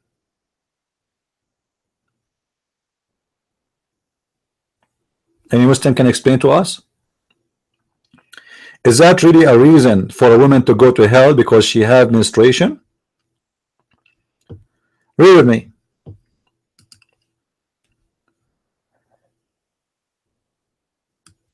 I have not seen any among those lacking in intellect and religion, who are more difficult upon people possessing reasons and insight than you. Muhammad is speaking to women. A woman among them said, and what is the deficiency of her intellect and religion? He said, the testimony of two women among you is like the testimony of a man, and the deficiency of your religion is ministration. I mean, this is amazing, man.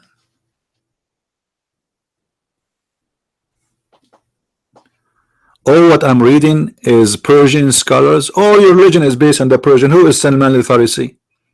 Look at this Abdul, guys. He's saying, I'm reading Persian scholars. So what if they are Persian scholars? Why you approve them then? Why the best of Islamic books after the Quran is Persian? You tell me. You tell me. Persian scholars.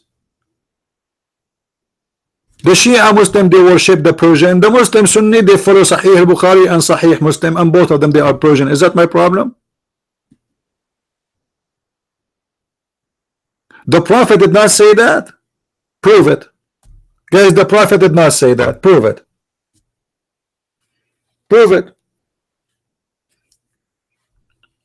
Isn't it the Quran says that a Muslim man, his prayer is broken if he touch women and shit? Is that true? Suz, is that true? Are you going to say to me that the Quran is weak? Does the Quran says if a man he touch women or shit, his prayer is not accepted? Yes or no?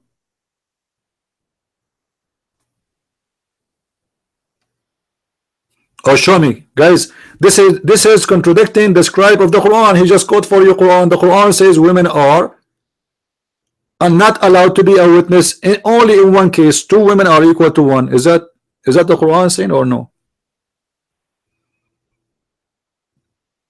Suz, why you don't call me? Call me, Suz. I like to hear you. Don't you want to explain yourself to people? Show me where in the Quran this is against this. I challenge you. Can you?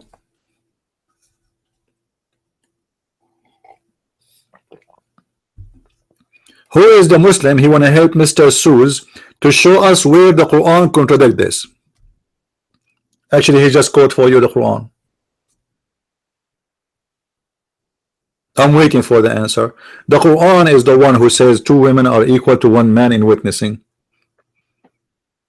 not the hadith. And the Quran is the one who considers women are dirty, even if they don't have menstruation. If you touch a woman, just touch her, is equal to touching shit. Excuse my language. Or we can go right now to the Quran, or we can get that. Let us do it.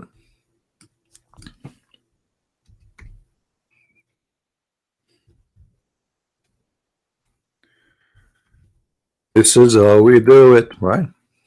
All right. يا أيها الذين آمنوا لا تقربوا الصلاة وأنتم سكارى. At that time, the Muslims, they used to pray and they are drunk.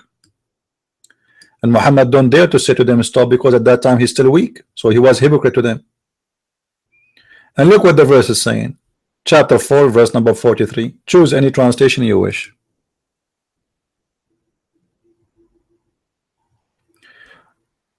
O ye who believe, approach not the prayer when you are drunk, until you can understand what you say. So the Muslim, they used to go to the prayer, Bismillah ar-Rahman ar-Rahim, Alhamdulillah, Razim, and the guy he sleep. They are drunk. And what is behind this story? The Muslims, they went to the mosque, and all of them, they are drunk, and the Arab, the Bedouin, they start laughing at Muhammad and his religion, saying, look at this guy, he is a prophet of God, but yet his followers are a bunch of a drunk. Then he continue. He says that you cannot go and pray unless you clean yourself. All right. Now, and And if you do something of the following, you have a problem. You are unclean. What is that? If you come from the call of nature, or if you have touched a woman, you have to wash. Your prayer isn't accepted. In Arabic it says لامستم النساء. لامستم, just touch, not having sex, just touch the women. لامستم. So if you come from the bathroom, or if you touch a woman, you see it? The Arabic word is clear. لامستم النساء. لامستم in Arabic mean touch. النساء, women. So if you touch women, you have to wash. And look what it says here. You are not allowed to come to pray unless you wash. تغتسلوا وإن كنتم مرضى. And if you are sick, or if you are in trouble, or if one of them, or one of you, came from doing shit, الغائط, or touch women, if you could not find water, then clean yourself by dust. This is funny. I mean, this is stupid. Clean yourself by dust and wipe your face by dust? That's very disgusting and very stupid. That will make you more dirty. Especially if we know the hadith says that dogs used to piss in the mosque of the Prophet. Dogs used to piss in the mosque of the Prophet. Is that correct, Muslims?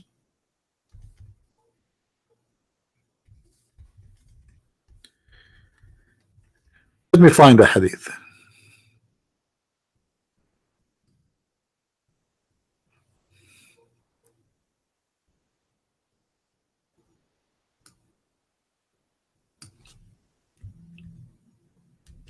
All right. You see, the Muslims, they say to us, dogs are dirty and unclean. Let us see what was happening. Guys, read with me. Unbelievable. Do you see it? Sahih al-Bukhari. My father said, narrated by Hamza ibn Abdullah, my father said, during the lifetime of Allah Apostle, the dogs used to urinate and pass through the mosque, come and go. Nevertheless, they never used to sprinkle water on its urine. Any comment?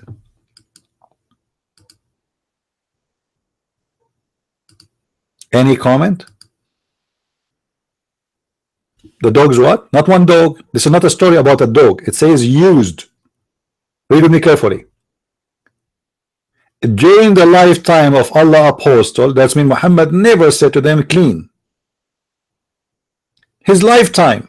This is something happening in lifetime of Muhammad. The dogs used many times, used like normal thing.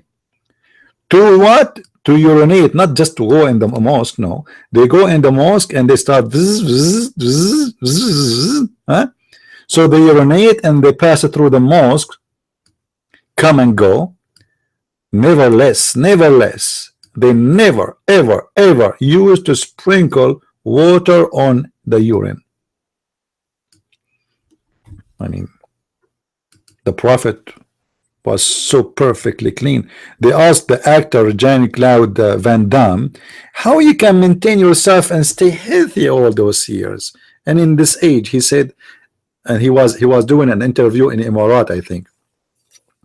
So he said, I will give you an example. Look at the great example of mankind, the Prophet, peace upon him. You see, this guy, he knew that those Muslims, they are obsessed with Muhammad. He knew they worship Muhammad. So by saying that, he became a superstar. So Jean-Claude Van Damme, he is saying to them, I am healthy because I follow the great example of, but the guy, he never convert to Islam, he don't like Islam, but he is just a scumbag, hypocrite. He need money, he's getting old. The great example for mankind to be clean is the Prophet. Do you know how the Prophet used to clean himself after he do poo or have sex? He dry his hands in the wall. What? He dry his hands on the wall. I am assuming that the house of Muhammad, the wall, it's like the Jokanda, like one of the paint of Da Vinci. You can imagine how many colors in the wall of Muhammad depend on the food he eat. For every time he do poo, Muhammad, he clean his ass with his hand and then he dry his hand on the wall. I mean, that's alone is amazing, isn't it? Yeah, it's normal, it's okay. Hey, by the way, I just received a confirmation that the night before Christmas I going to have a big seminar in one of the big churches in the state. So I will try to broadcast live, but you will not see me, you will hear me, you will see the crowd. All right, I will try to broadcast because I think the church don't mind. I will try to broadcast live with their approval, so you guys can be with us, and we will see how we can do that. All right.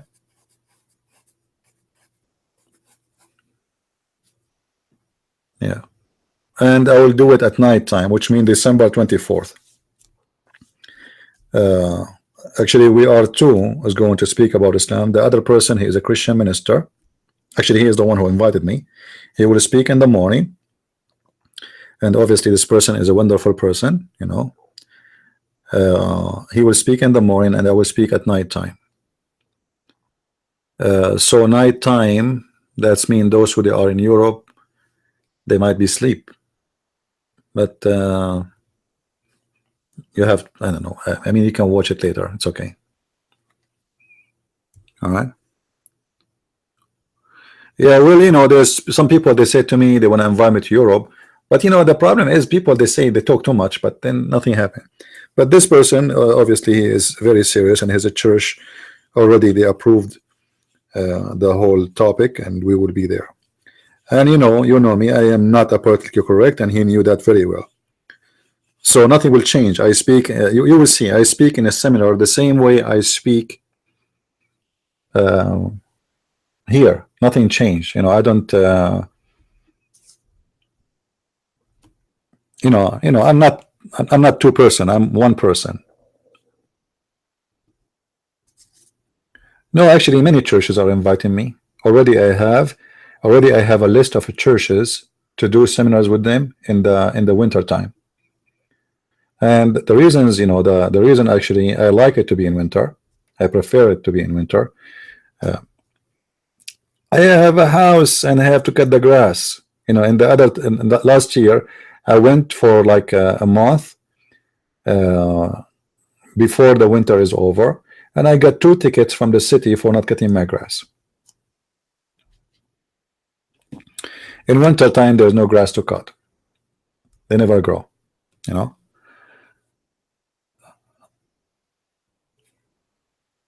Yeah, well, no problem. In UK or not, no problem. I mean, it's okay. Actually, you know, we are doing good. You know, people, they are watching our videos, and for me, it's more comfortable to do it behind my desk or sitting here, and people around the world, they can watch our videos, and we are doing great. Seminar is no better, you know. It's not a big deal, but I prefer to meet people and to explain to them, you know, it's the kind like you establish kind of better memory, because people, they remember the guy was on the stage and what he said to us more than just a video on YouTube, you know. Yeah, they fine you if you don't cut the grass, absolutely, because they cut it for you. What they do, they send their employees, they cut the grass, and then they send you a ticket, which is very painful. I paid, I think, 200 something. You know, they give you two fine, one for cutting the grass because they cut it for you, and the other fine for not cutting it. Anyway, this is why in winter I will be super busy. I will not be in the country. I will leave the country, and I will be in many countries. At least I will be in 4 countries. All right.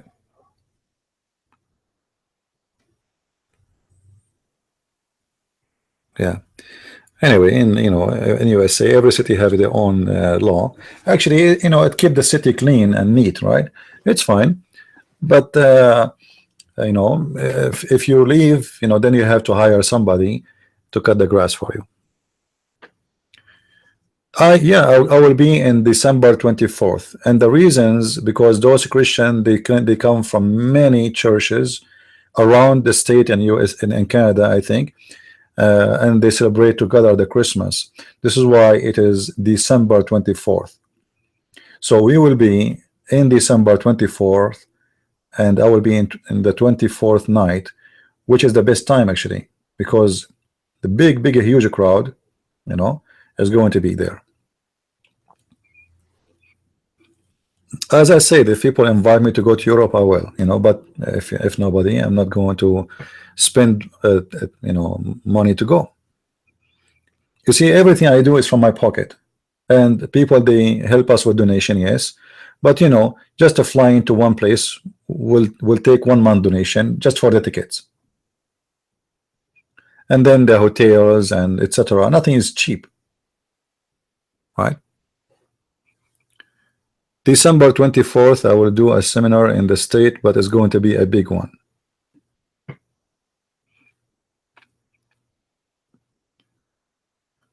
Anyway, what's your opinion on how the Middle East was the most developed, advanced regions, and after Islam took over, it was, well, Islam, wherever Islam goes, Islam destroy. You see, the Muslim, they say to you, do you know that civilization when Europe was in the dark ages? My friend, the dark ages of Europe was 1 billion times than the golden ages of the Middle East, as they claim. The golden age of Middle East was what? Was the Muslims and the Arab invading every country, bringing the wealth and the money they steal from Persia, from India, from Syria, from Iraq. This is the golden age. They say to you that, let me count for you how many Muslim scientists was in the golden age. My friend, all the Muslim scientists, they call them, they are not Muslims, and most of them, they are killed for they are considered apostate.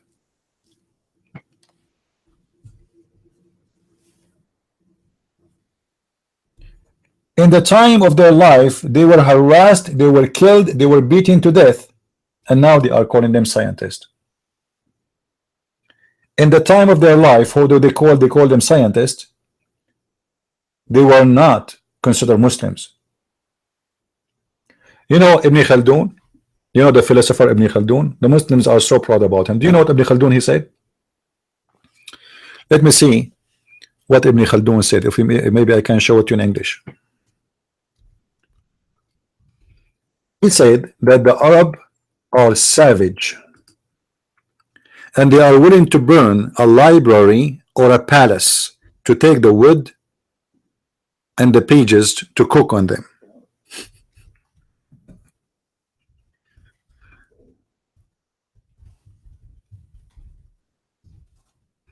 Let me see, I will try to find the reference.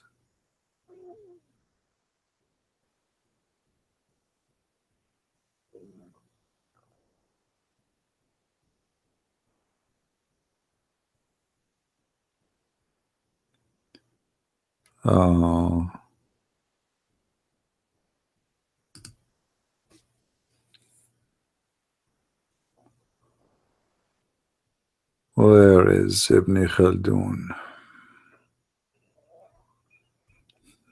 Anyway, you can search for it. You can search what Ibn Khaldun said about the Arab. You know. So what they call them scholars, and they are proud about them. Actually, those people, they were harassed, they were killed. They are considered not Muslims, and actually most of them, they are not even Muslims. They left Islam. There's a very, very big scholar in Islam. His name is Abu Bakr al-Razi. Abu Bakr al-Razi. If we go to the official website of the government of Jordan, until now they have his books there. Here. If we go in Arabic and we check the list of the books, you will see this is At-Tabari, is a Makhshari, it's okay, Al-Qurtubi, Shawkani, okay. Where is Al-Razi? Anyway, this guy Al-Razi in the beginning of his life was trying like a crazy to defend Islam. I can tell he was a believer. Then this guy, he left Islam, and he said clearly, my find is very simple. Allah did not create anything. He cannot be the creator. What is Al-Razi? I'm having hard time to see it. Al-Razi. I'm sure they have his book here.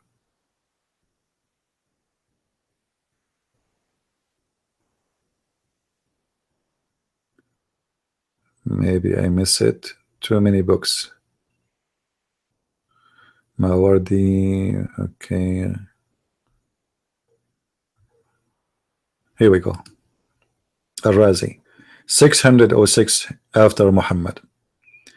This guy is a big name. He is a scientist. He is a scholar in Islam. He is. And every Muslim is so proud about Al-Razi. Now if we go and search in Google, who is Al-Razi? You will be surprised. Actually, let us do it right now. Try to ask any Muslim, did you hear about the scientist? His name is Al-Razi.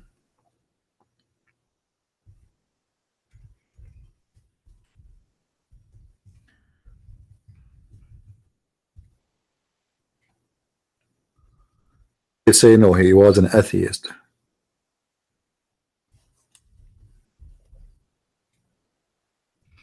I'm trying to find it. Hold on.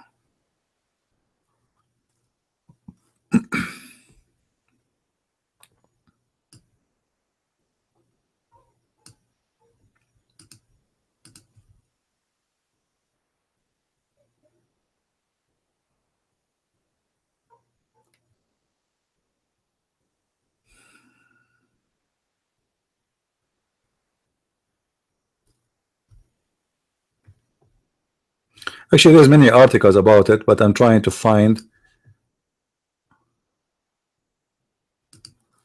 a Muslim website.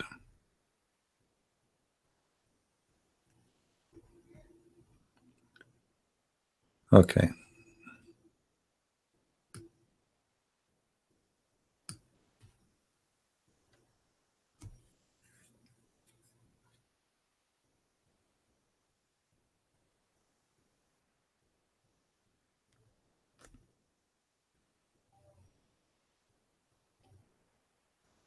All right.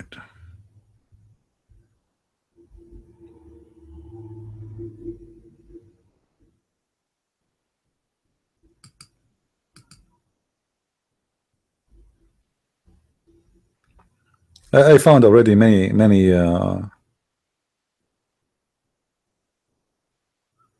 articles.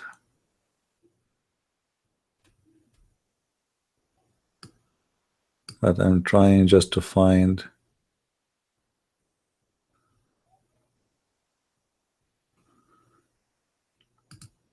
You see, they are in front of me, but I want something. And by the way, the Muslims are so confused. So the Muslims, some of them, they try to say, no, he wasn't an atheist. You know, he was not. But no, he was an atheist. And, you know, he said it clearly that it's like if we search if I search in Arabic, it's easier for me to find the reference that he was an atheist.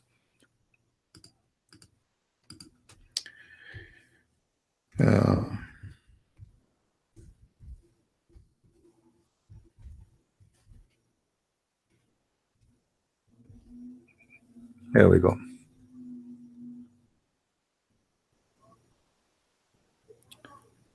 All those websites speaking about Abu Bakr al-Razi.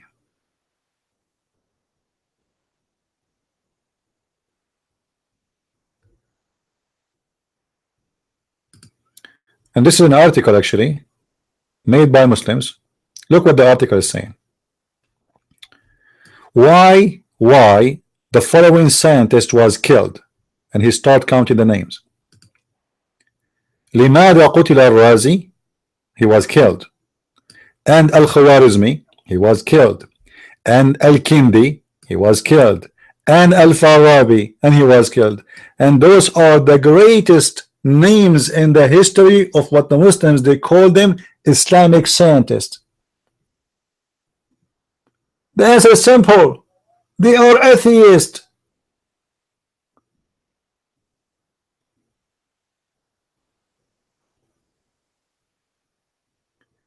Not only that, by the way, you know, all of those, they call them scientists, they suffer a lot. Al-Ghazali, Ibn Rushd, Al-Asqalani, Al-Sahrudi, Ibn Hayyan, etc.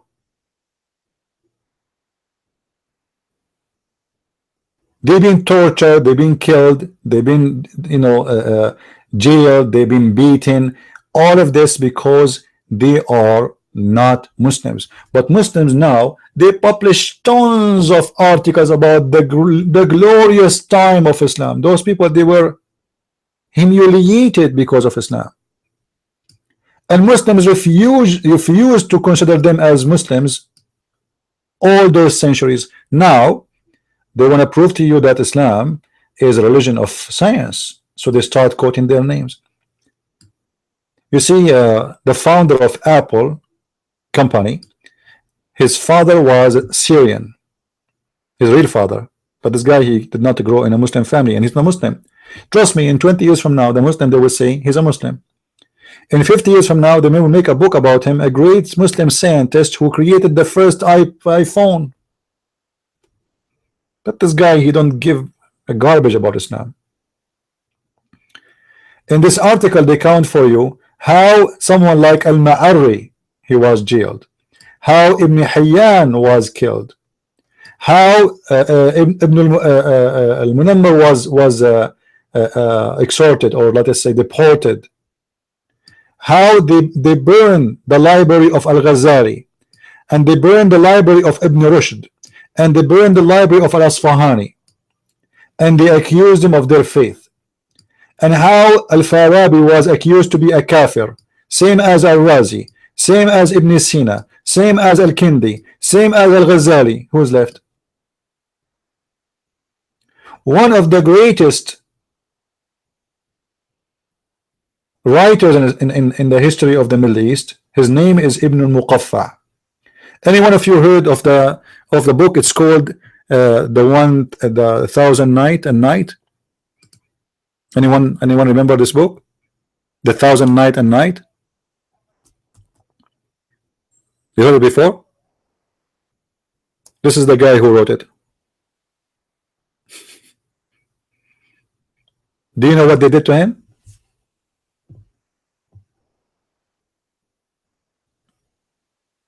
You will not believe it. They accuse him to be kafir, and then they cut his feet and his hands, and at the end they cut his head.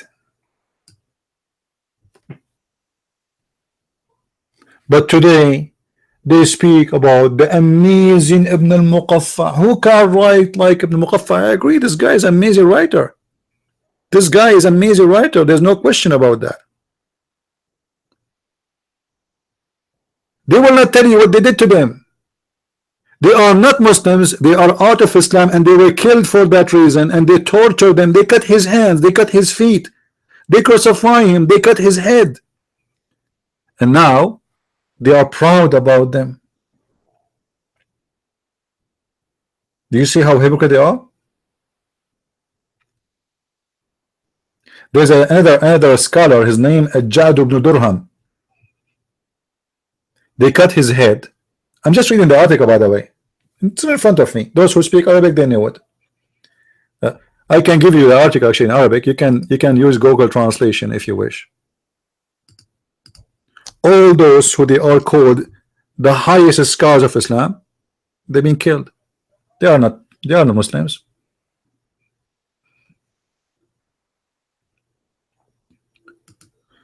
There's a guy, his name is Lisanuddin Ibn al-Khatib. Not only they killed him, they burned his body. There's another scientist, his name Ibn al-Farid. They chase him and he run. Nobody knows where he go.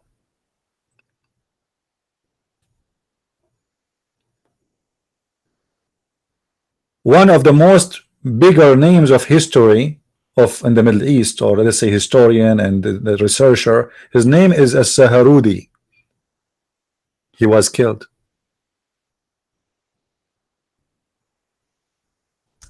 Even the Muslim scholars of the Muslim Sunni, you see, the Muslim Sunni have 4 sects. The Muslim Sunni have 4 sects. One of them,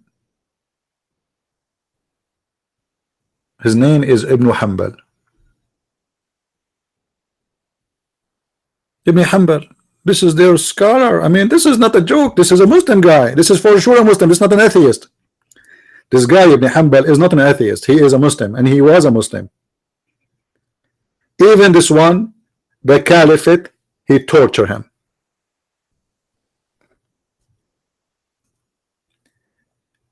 A philosopher, his name is Al-Kindi. In the age of 60, they took off his clothes in the middle of the city and make him naked, and they did slash him or lash him 60 times, and the Muslims were saying Allahu Akbar, Takbir.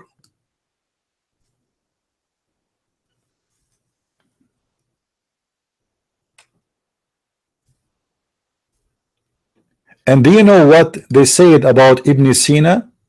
You will never find a Muslim is not proud about Abu Sina, who is a doctor, who is not even an Arab. He is from he's a Persian originally. Their book says that Ibn Sina was the Imam of the atheist.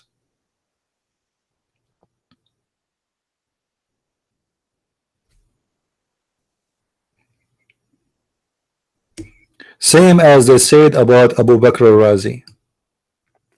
So who's left? Who's left? Muslims, who's left? I don't want to read the rest because there's still more. But who's left?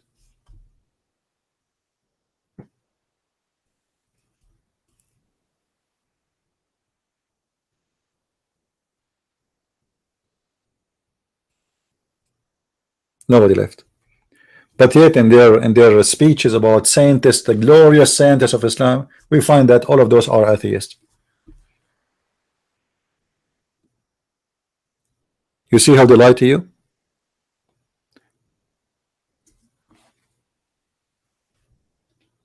This is how they lie. Who's left? I don't know. Nobody. Do we have any Abdul would like to call me live?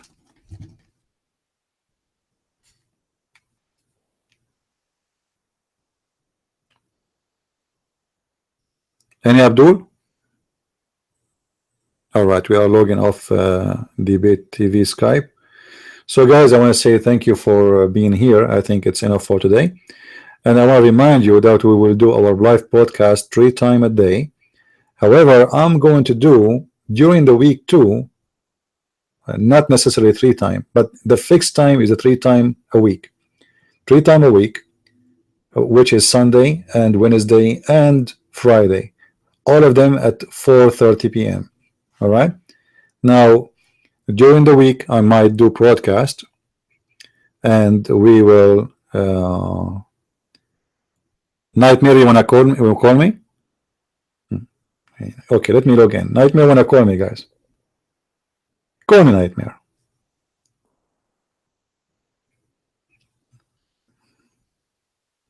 Go ahead. Yeah, he waited for the last moment. As always, Muslims do that.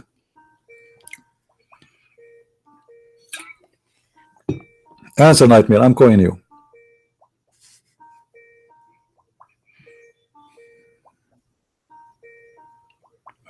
Answer.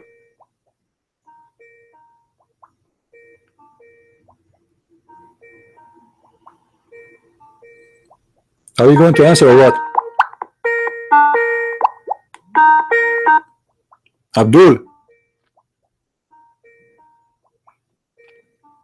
what's wrong with this guy? Forget it. Oh, he's answering. Yes, Nightmare, what do you want to say to us?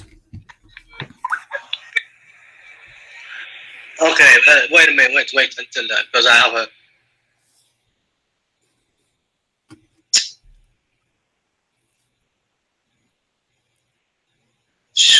Wait. Oh. You hear that? What? No, you hear me? Yeah, I hear you. From the first second you spoke, I hear you. Go ahead. What do you want to say? Okay, I saw you about the hadith. You said that Muhammad, he told women they are going to hell because of menstruation. Oh, so now we are coming for this hadith. We are talking about a different topic. We will go back. No problem. All right. Okay. Because this are Razi, not all of, because if the Razi, I can tell you the Razi, not everybody think he was atheist. Some historians they say he was not. Okay. Some. Okay, some. So why he was? So he was killed or not? No, I don't check. I checked. I only checked. Why he was killed if he was not an atheist? What is the reason to kill him? No. I didn't check whether he was. Hey, don't talk about something you do not know. Now let us go to the topic you want to talk about. Because he may kill him for. Why he was killed? For what? It could be for political reason. Political reason. Okay, why he was a he was a governor. He was a governor. He was going for election. No, we don't know. Okay. Yeah. No, we know. The books of history. The books of history says why. Now let us go to the topic you want to talk about. Why women they will not go to hell according to your prophet? What do you got to prove? You say they are going. He told them because you curse too much and you anger to your husband. Let us read the hadith together. Okay, hold on. Let us read the hadith together and see. Okay. The whole conversation is about what? About women they will go to hell. Is that correct? Do you agree? The reason for the conversation, Muhammad he saw when he went to the heaven, he saw a big portion of the women they are in hellfire. Do you agree? That's what the hadith says. All right. Okay. The hadith in front of us on the screen. We see it. All right. No. Let me. And there is many of them. We can show you whatever want you wish to. Let me refresh because I don't have it. Okay, just 1 minute. All right.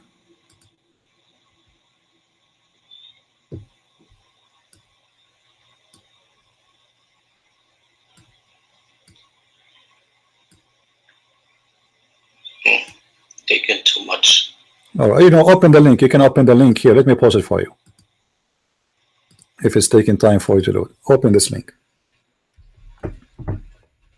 Where in the chat. In the chat. No, I posted to you in the chat.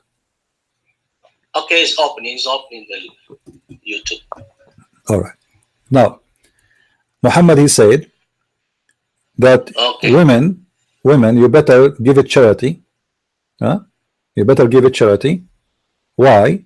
Because he saw the majority of them. They are the majority of people of hellfire. Do you see it? The people of the fire. Yes. So Muhammad's statement. Okay, Muhammad's statement that the majority of women they will go to fire. Is that correct? Yeah, that's what he said. All right. What is the reason? Let us read together.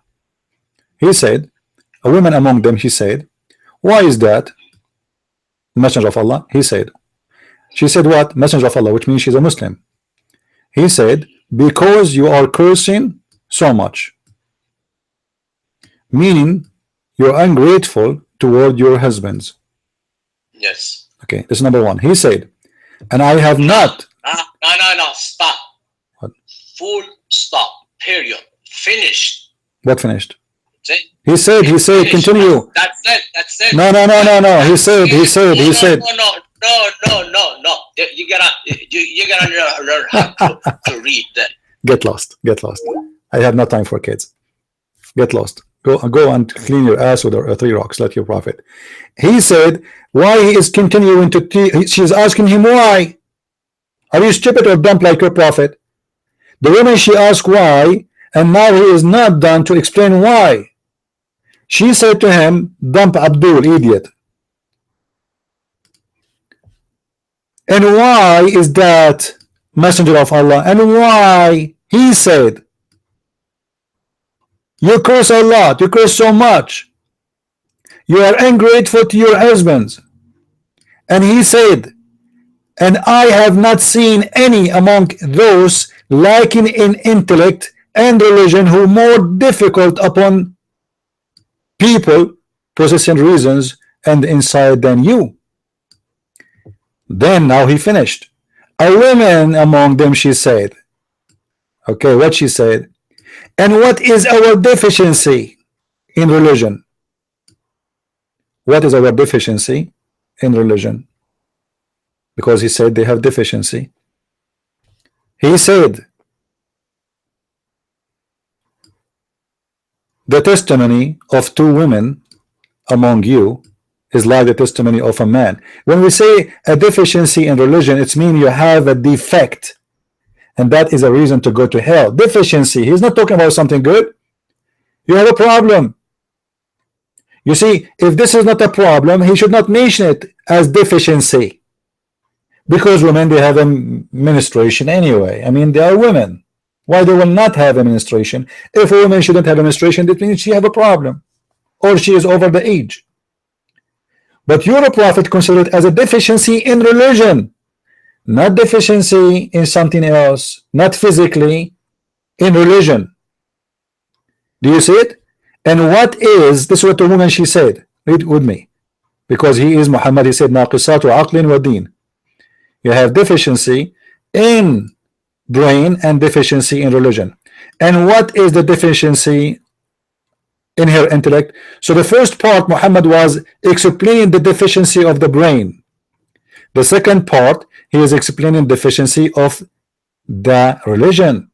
What is the deficiency of the religion? He said, the testimony of 2 women among you is like the testimony of a man.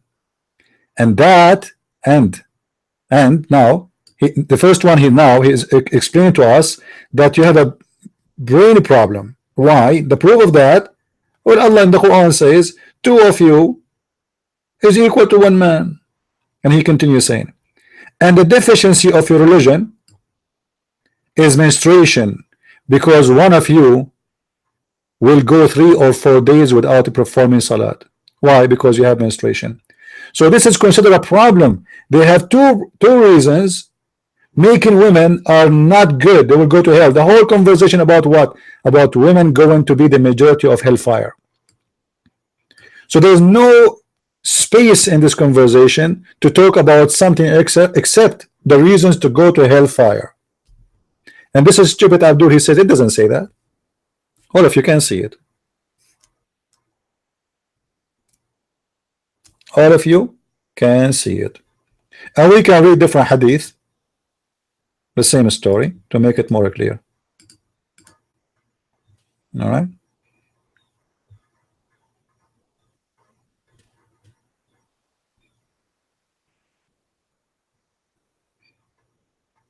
Look what the woman,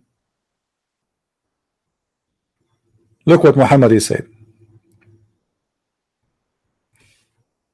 The woman, she said, why we are the majority of hellfire? He said, you curse a lot, ungrateful to your husband. I have never seen anyone lacking in discriminate and religion. So Muhammad saying all those reasons why, the question why we will go to hell, he is counting. You curse a lot, you are ungrateful to your husbands, and you have a lacking of common sense, and you have a deficiency in your religion. She said, now she is debating him, what is our lacking in our intelligence, and what is our lacking in our religion? Both. He mentioned them in the first part. Now she's asking, and what is, okay, why we will go to hell? Because you have this and this and this. What is the first one? You curse a lot. Number two, you are ungrateful to your husband. Number three, you have lacking of wisdom and religion. Then the woman, she said, okay, what is our lacking in religion? We pray like everybody. We say Shahada. We are Muslims. He said, the lack and discriminate of that, in fact, the testimony of two women are equal to one man. So that is deficiency. And the lack, this is the lack of reasons. That's mean this is why you do stupid things and you curse and you are stupid, you are half a brain. And the women, they spend several nights during menstruation, she don't pray, and that is deficiency of religion. So this idiot, he tried to defend, but the fact, the more he defend, the more he make his prophet look like an idiot. If he is talking about women going to hell, what does this have to do with women having menstruation? And why women she have a lack and deficiency in religion if she have menstruation? This is stupid. This is absolutely stupid. She don't have any lack. It was Muhammad who forbid them from praying when they have their period. Let them pray when they have period. You are the one who created this deficiency. If you allow them to pray when they have their period, then they will be praying equally to the men. You are the one who forbid them from being witness in the court for a false excuse that women, she cannot remember the same as a man. That's false. Go with your wife to any party, any dinner, any occasion with your wife, and then when we come back, let us ask the man what he ate and ask women what happened there. The man will not even remember the dish he ate. Second day, he will not remember the clothes he wear. The woman she remember a year after what people were wearing, what kind of rings, perfume, food, what she said, what he said. You know, women, they go in details, and the stupid Allah, he think that women witnessing is stupid.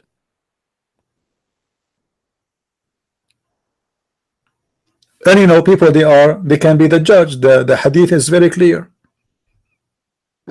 The woman she is asking, he said that you are naqisatu aqlin wa deen. You have deficiency in your brain and your religion. This is why you will go to hell.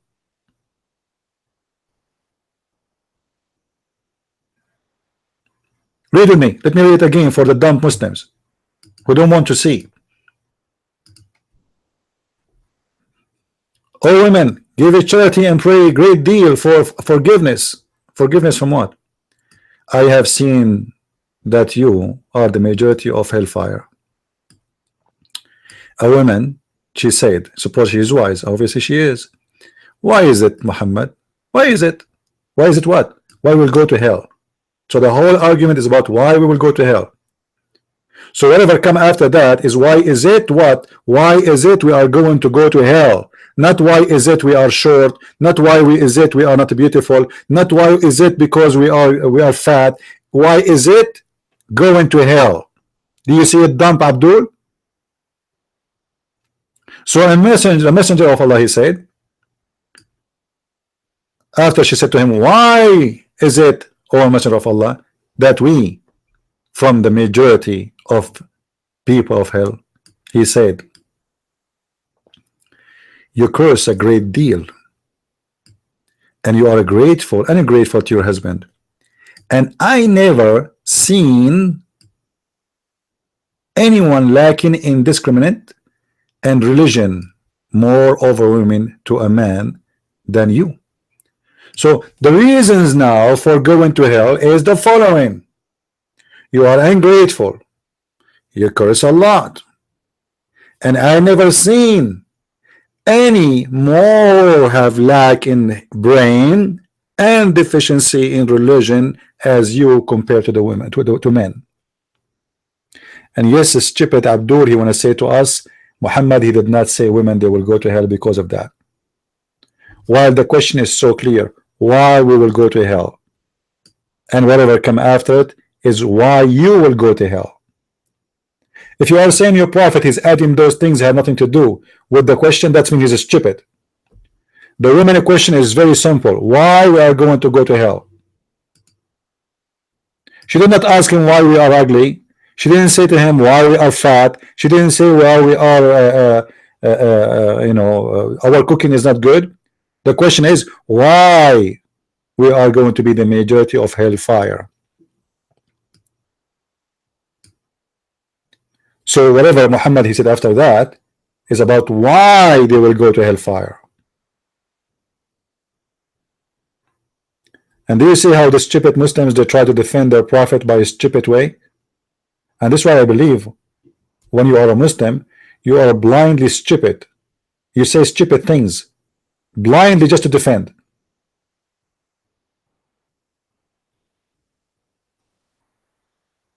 Why we will go to hell? He said, you curse, you are ungrateful.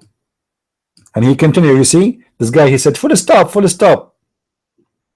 Full stop. What full stop?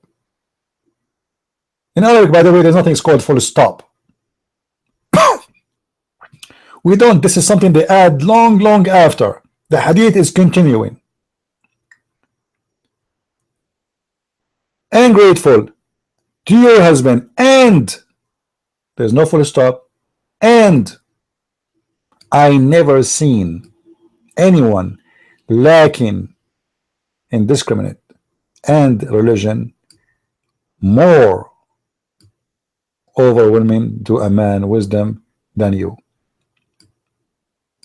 So now he gave her the reasons why they will go to hell. The woman, she is not convinced yet. So she said, well, okay, and what is the lacking of our intellect and religion? What is our deficiency in religion and the brain, which is going to cause us to go to hellfire? He said, your lack, that the fact proven in the Quran that the testimony of two women are equal to one man, and the lack of religion, that you don't pray during your menstruation. And that is a clear evidence that Muhammad is a stupid, mental, dumb, fascist, crazy person who want to abuse women for no reason, because those are the weak ones. You see, all of Islam is based on what? Making the man happy, because he is the fighter, he is the soldiers. So Muhammad, he promised him a lot of women. The house will be the house of the man. I mean, okay, in the heaven, guys, in the heaven, in the earth, I understand that the man is needed to have a certain position, because he is the physically fit. He is the one who can defend the family, especially in old days. He is the one who carries stuff. He is the one who can do the hard farming. He is, the man. But in heaven, everything is provided. The man have food. He do not need to cook. The women, she will have food. She do not need to cook, which means the man is not needed. And the heaven should be equal for both. No, even the heaven of Islam, there is discrimination. The man will have unlimited numbers of hookers who Allah he made them just for the sake of his penis. And the women, the Muslim women, she will be herself, she will be a hooker, because all her duty in heaven is to open her legs. She have nothing else. Quran destroys his wrong understanding the hadith. Show me. Show me nightmare. Let us laugh. Give me where the Quran disagree with this. You idiot, your prophet, he just quote the Quran saying that women are equal, two women are equal to one man. This is Quran. This is Quran, you're dumb. So if you ask yourself, Why in this religion concentrate so much on the man? The man will go to heaven. Why the man don't curse? Actually, Muhammad, he curse a lot. Muhammad is a curse machine.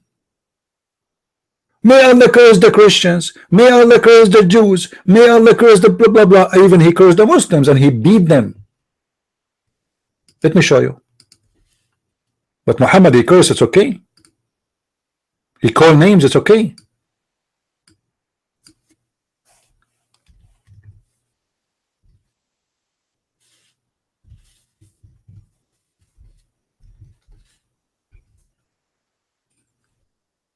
Read with me. Remember, Muhammad, he said women, they will go to hell because they curse a lot. Huh? Because they curse a lot. Okay. Oh Allah. Oh Allah. Each time Muhammad he say oh Allah, remind me of the song. It's called Oh Mommy. What the chapter name, guys? What the chapter name? Read with me. The chapter name is whomsoever is cursed. Whomsoever is cursed. Cursed by who? Revealed or prayed against by the prophet. So the prophet, he used to curse all day long. Okay. What Muhammad is about that? Oh Allah, the messenger, he said, oh Allah, I am a human being, and for any person amongst the Muslims, who? The Muslims, who? The Muslims, upon whom I hurl malediction, or invoke curse, or give him whipping, make it source of a purity and mercy. Why you are beating them and giving them weapon?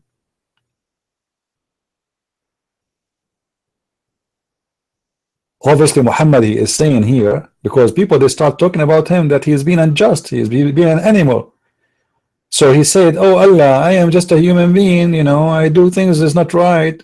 Because if Muhammad is cursing a person for being bad, he do not need to ask Allah for forgiveness, or to ask Allah to make it a blessing for the person.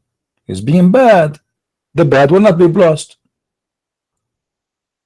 Obviously Muhammad is beating people, cursing people, saying filthy words to the people, wiping their skin or whipping their skin for no reason, just because he's an idiot. And now he claimed that when he do that to you, Allah will give you a reward.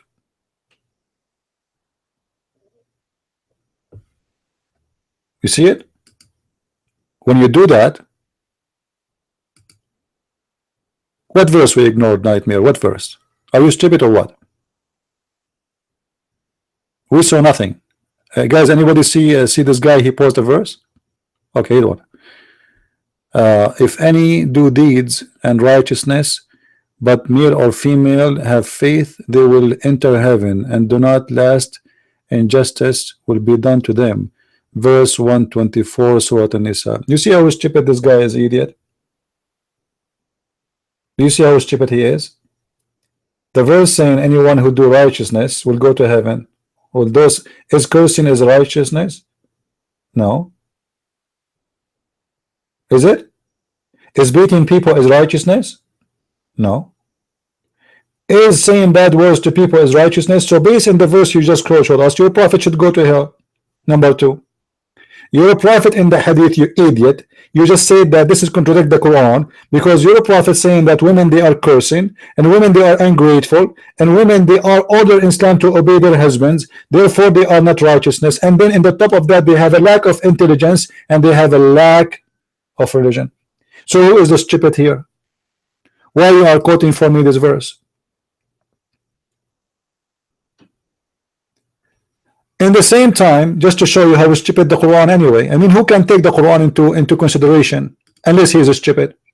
The Quran is a book of contradiction. Read with me.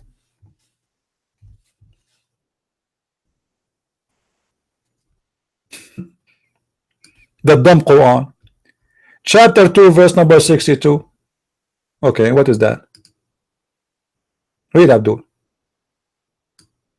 Chapter 2, verse number 62. those who believe in the Quran or in Islam, and those who follow the Jewish scriptures, and the Christians and the Sabians.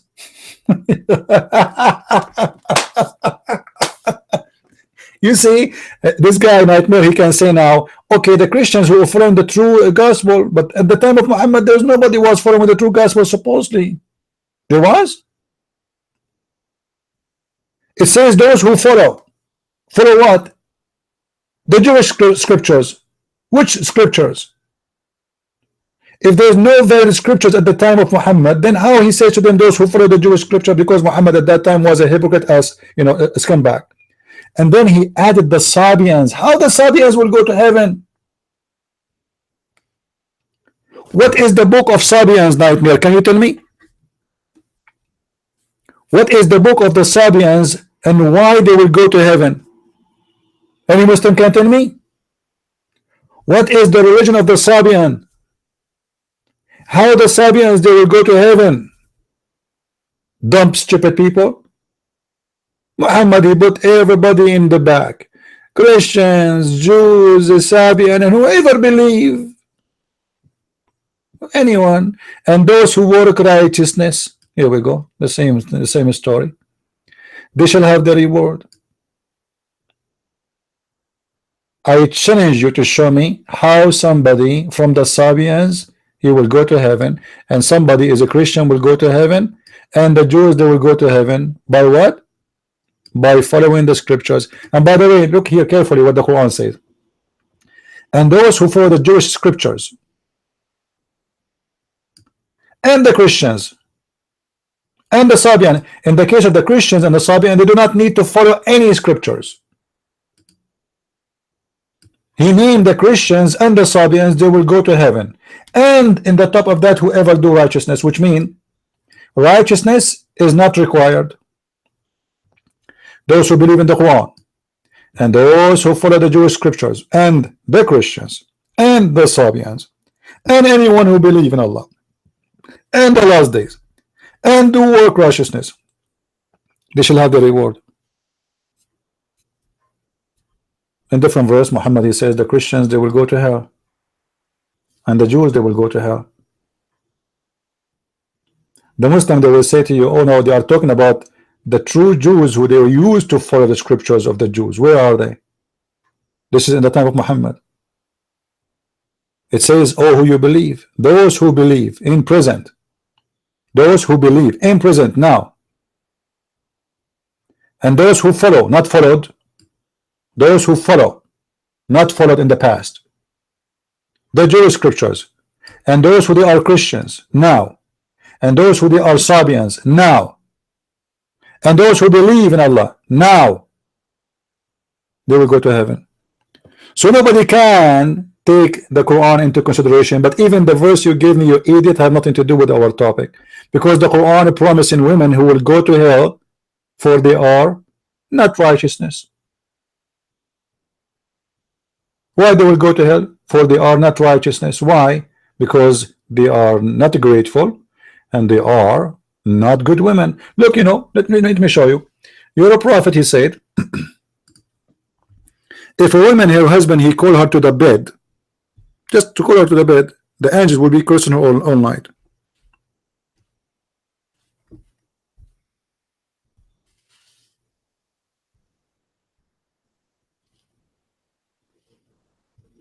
That's it. She's cursed. I'll show you.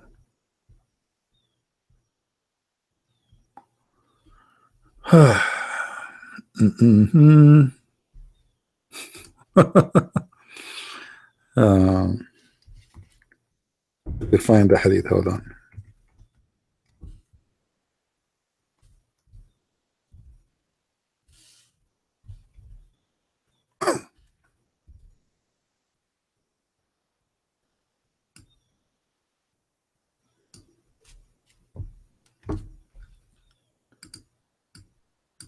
This website sometime.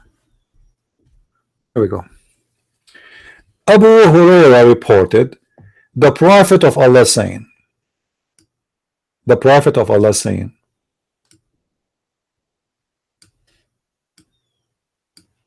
When a man called his wives to come to his bed to do boom boom, and she refuses and does not come to him, he spent night angry.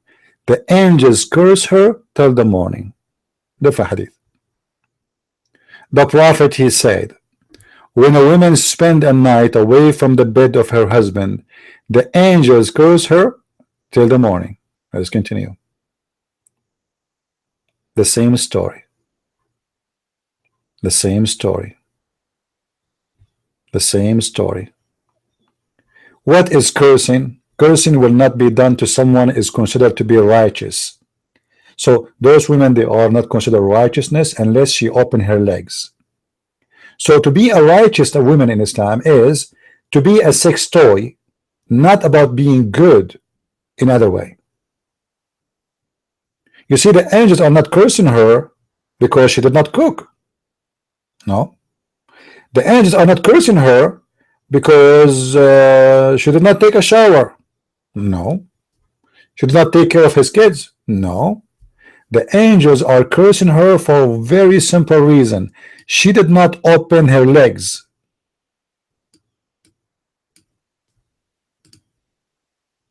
So does that mean she is a righteous woman? She will go to heaven? If a woman, she will go to heaven, so why the angels are going to curse her?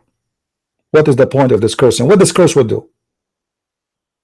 And what kind of angels, their job is to curse a woman she did not take off her panty? Maybe she don't feel like she don't want to have sex. What's the problem? Why, if the man, he refused to sleep with his wife, the angel will not curse him? Muhammad, he stopped having sex with Sauda. And Sauda, she heard the news that he is planning to divorce her because she became, excuse my language, she became so big.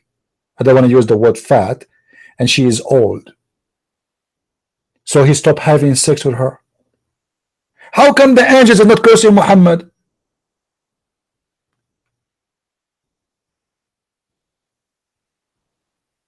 Why Muhammad, he said, why Muhammad did not say in the hadith, if a man refused to go with his wife to bed, Allah is going to curse him and the angels. And take into consideration, the Muslim man, he have 4 wives and unlimited numbers of slaves and companions to sleep with. So he have many options, but the women, she don't. She have only one husband. The Quran in chapter 4 verse number 34 says, jail them in their rooms. It's a punishment. The man, he punished the women by stop sleeping with her, and he jail her in her room. Can the women jail him in his room and stop having sex with him? No. Everything in Islam is against women.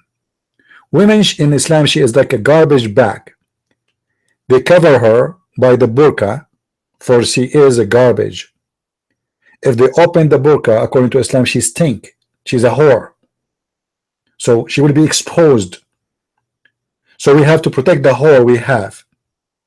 So what we do, we cover her, and then we jail her, and then her duty is very simple. She have to open her legs. If she don't open her legs, Allah is angry. The angels are angry. She will go to hell. But the man, he can go out of the house. He can wear whatever he want. He can look at women. He can spy at women. He can molest women. He can have sex with the slaves. He can have sex with any women he wish.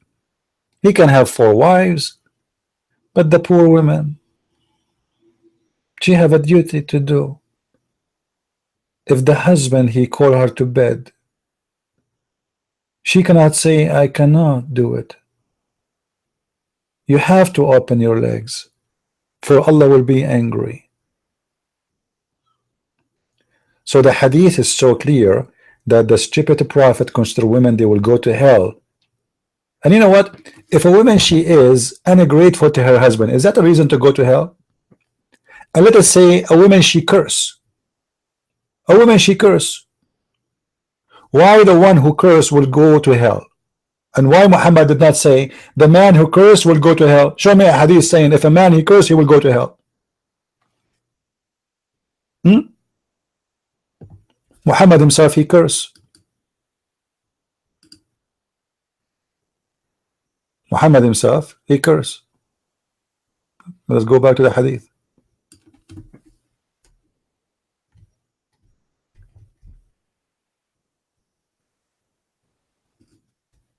He claimed that even his curse is going to be transformed in a magical way to a blessing. Look at this story here.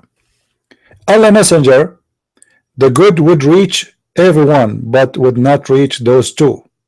Two men, they came to Muhammad. He screamed at them. He shouted at them. He said filthy words to them, the F word to them, you know. And then Aisha, she's saying, we don't know what happened. I mean, why those men they are, he's so upset from them. Aisha reported that two persons visited Allah Messenger, and both of them talk about something of which I am not aware, but that annoyed him. He invoked curse upon both of them, and he hurled malediction on them, which means he's using bad language, like if your father, if your mother, if your grandfather, huh? And I will show you soon the hadith where it says even go and suck the penis of your father. Imagine a prophet of God, he says such a thing. A prophet of God, he said to a man, go and suck the penis of your father.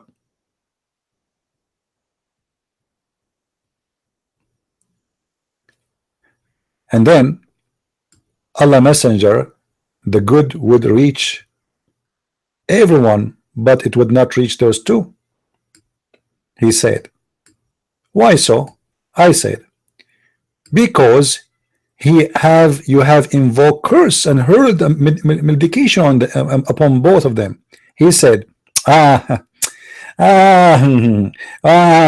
Oh, look, don't you know that I have made conditions? I made conditions with my Lord. What? Muhammad, he made a condition with his Lord. What is the condition?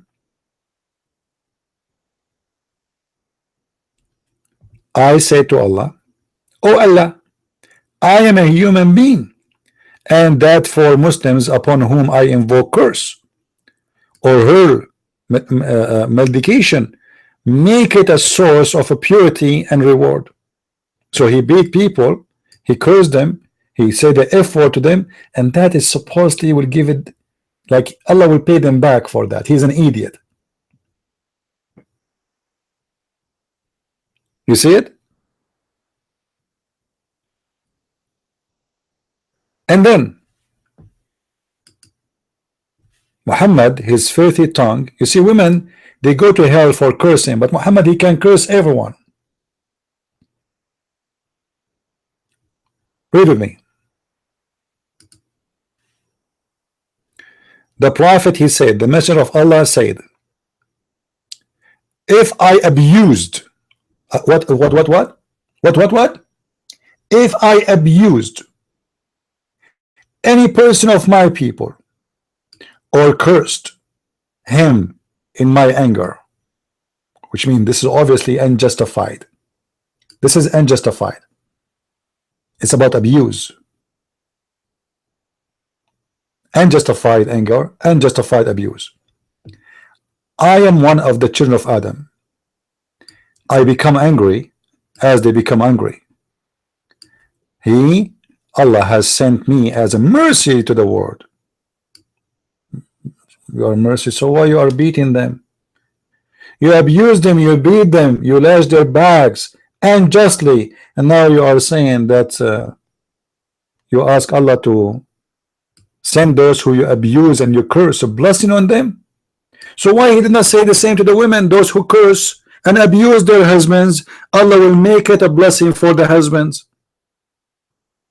You see, guys, the stupid Muhammad, it's okay to abuse, it's okay to curse, it's okay to beat people, but he will not go to hell. But the poor women, they curse a lot, and they have half religion, for they have a half a brain and half practice of Islam. They have menstruation, they will go to hell. But Muhammad, he can beat anyone. He can say the F word to anyone. In different hadith, Muhammad, he said the following.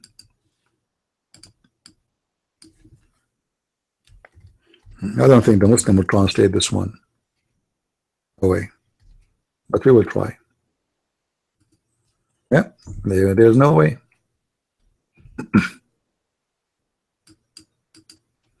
It's not here. I cannot find it, but let me find it in Arabic.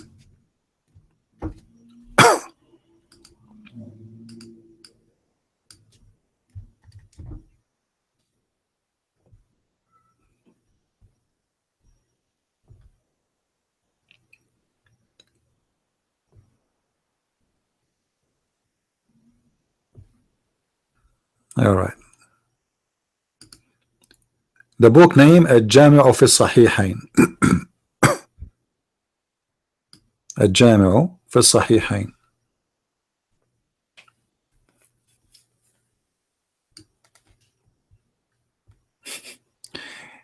Nightmare, do you want to call me and translate? Let me call him so we can laugh. I will challenge this guy to translate. That would be fun.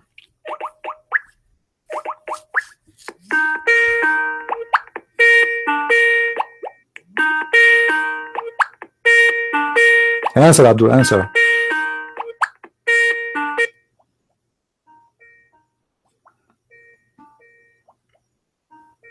Answer.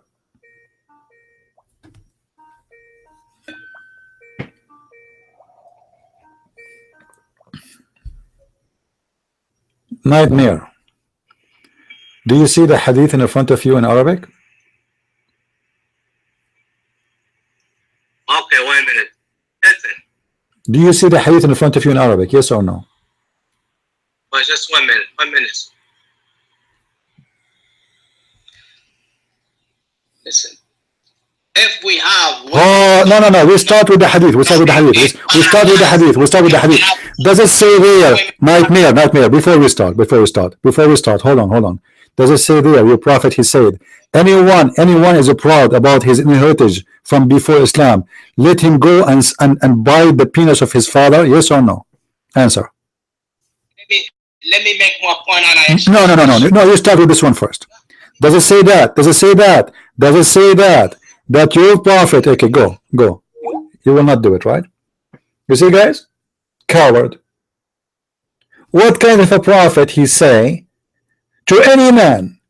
If you are proud about what you used to have before Islam, say to him, go and suck the penis of your father. This is a prophet of God, or this is a scumbag? So the women, because they curse, they go to hell. Women, they are ungrateful to their husband, they go to hell. But Muhammad is ungrateful. Muhammad obviously is not grateful for his wives. He has many of them, and still he wants more and more and more and more. And even he threatened them many times to divorce them, and he make a chapter about it in the Quran. The man, he can be ungrateful, the man, he can beat the wives, the man, he can curse, the man, he can do whatever he want. But the women, because they have menstruation, they will go to hell. The women, because they have half a brain, they will go to hell. Which is very stupid, because isn't it God who made them? If they are who they are, if women have half a brain as Muhammad he claimed, isn't it your God who made them this way, you idiot?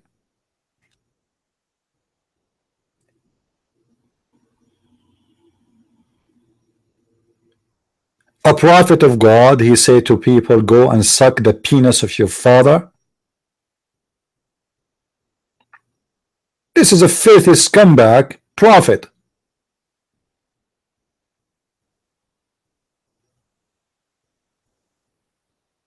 And this is a Sahih hadith.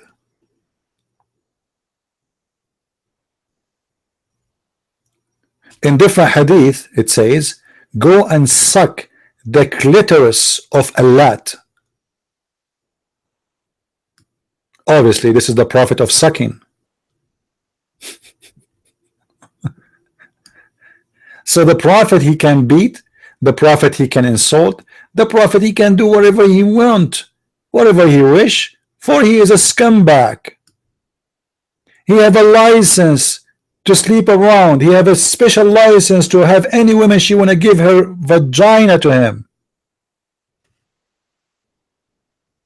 The poor woman, she will go to hell for a very simple reason. She curse a lot. She is ungrateful to her husband, and she have menstruation, and she have a lack of wisdom.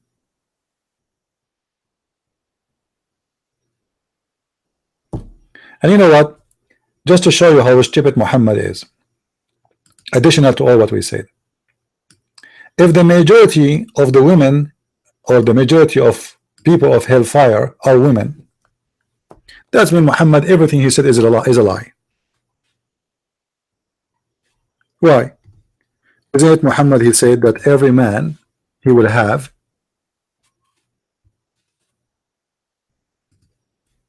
70 wives and 2 hur? You see here he is saying that the majority of hellfire are women. They are the majority. Who said that? Muhammad. Majority of what? Hellfire. Let me go there. Hold on.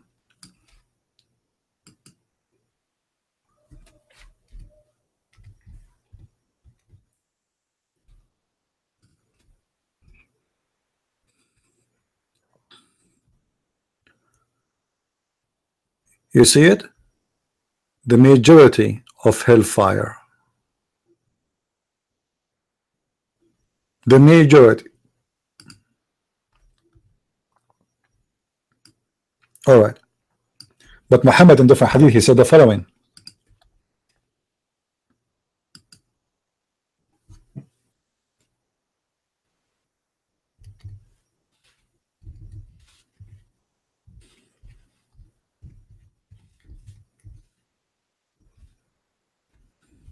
Read with me.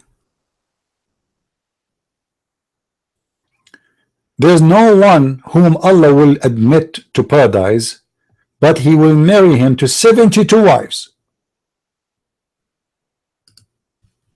To what? 72 wives. 2 are from the Huris and 70 from the earth. But this guy, he said they will go to hellfire.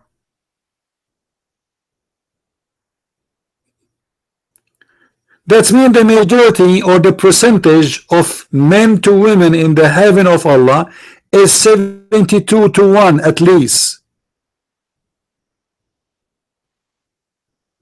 Is that correct?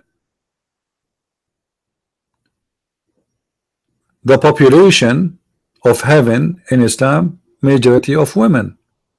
But the majority of women here, not because Allah is being good to women, no, it is making it as a reward for the man. There will be 6 hookers. They are there for sex toys. Even Allah will take women from hellfire and he will bring them to the Abdul in his bed. And not only that, Allah will make the penis of the Abdul never go soft. Do you see it? I mean, he must be God. This God, he thought about it.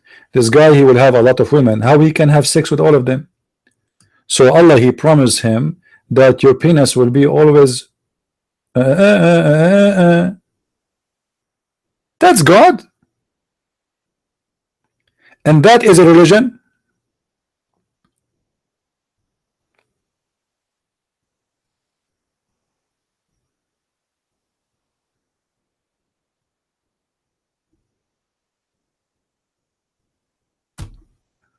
Anyway, please don't use a bad language in the text. If there is any Muslim would like to call us for free, any Muslim would like to call? Anyone? If you call me, by the way, Allah will give you those numbers of women, and for sure he will give you a male member, a penis, which will never go soft. I mean, what do you want more? What do you want more? You can use your penis. And by the way, I can show you different resource where Allah, he said that Allah will give you, or Muhammad, he will give you endless penis. So you will have an endless penis, will never go soft. You will have a lot of women. And by the way, in the top of that, those 270 women, every one of them, she have 70 maid, and you can sleep with the maid too. So let us calculate the number. This is the, by the way, this is the lowest reward of a Muslim. This is not the highest reward. Some people, they think this is the highest reward. No, this is for the bad Muslim. Actually, in different hadith, Muhammad, he said, let us find it.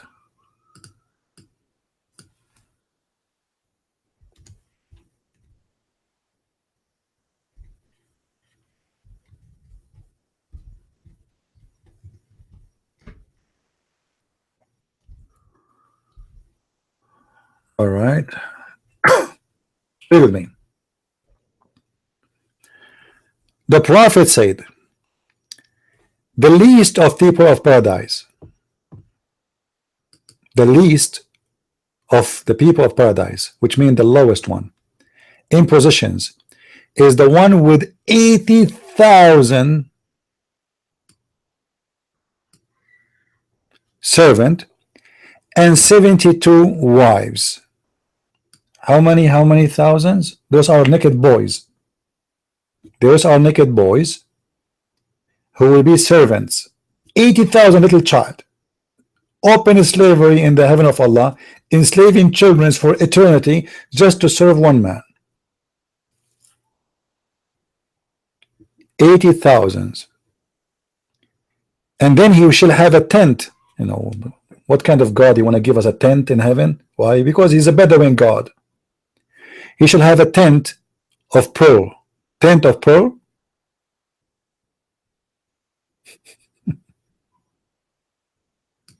This is heaven.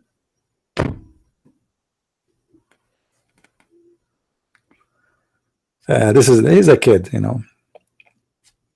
You see, the reason I call this guy just to get, you know, to show you how stupid he is.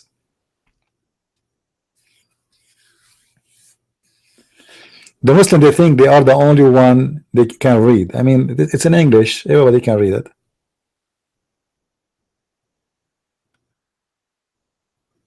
No, we gave him enough time for today. He refused. He refused to translate. A prophet of Allah, he says, go and bite the penis of your father. I mean, how filthy, trashy such a man. What about says to him, say to the guy, don't do that. Somebody is proud about his inheritance. What's wrong with that? And let us say you don't like it. Say to him, don't do that. Why you are teaching the Muslim to say to the man, say to him, go and bite the penis of your father.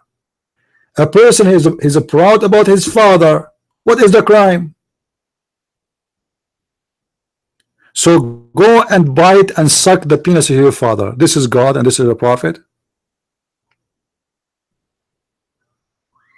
You did already, Nightmare. Actually, already you called me many times about the same hadith. Everybody heard you. We are done. People are laughing. You want to say to us that the prophet, he said that because you are cursing and because you are ungrateful, you will go to hell. But that is very stupid, because cursing and ungrateful goes both for Muhammad. Muhammad is ungrateful to his wives, and Muhammad, he cursed a lot, and I showed you the reference. So why Muhammad will not go to hell based on cursing and ungrateful? And the hadith is so clear. The woman, she asked him why we will go to hell. He count everything, including you have menstruation and you have a lack of intellect. Simple. But anyway, people, they can't judge, right?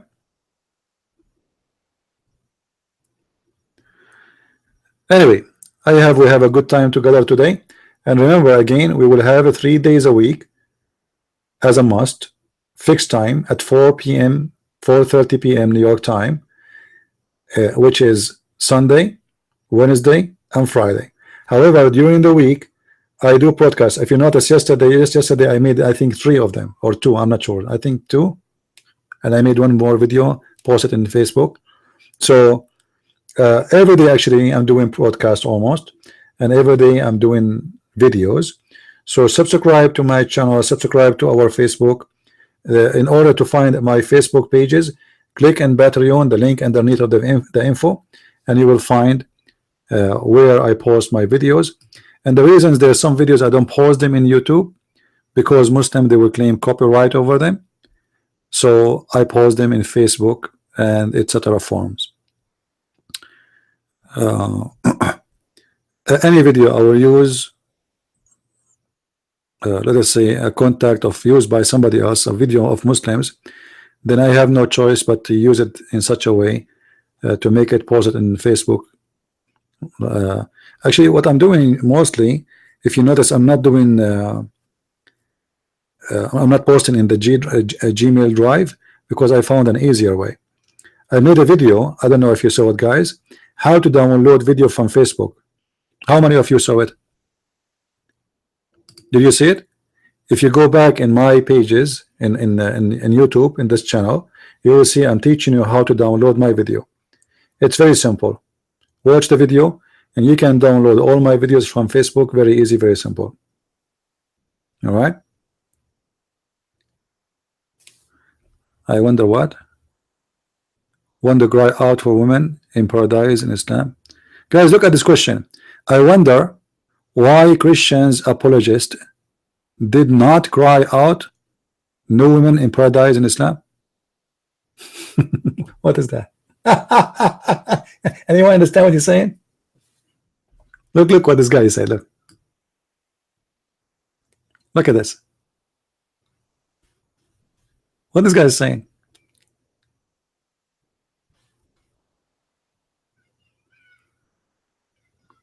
I wonder why Christians apologists don't cry out no women in paradise in Islam.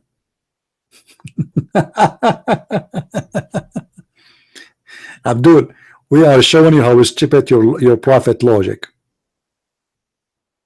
He promised the women to go to heaven if they convert to Islam, and later he told them you will go to hell. Majority of you will go to hell.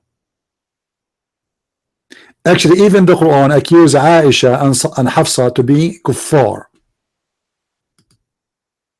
Even the Quran, Aisha, the mother of the believer, she is not a believer according to the Quran. It says sagat aymanahum. Sagat.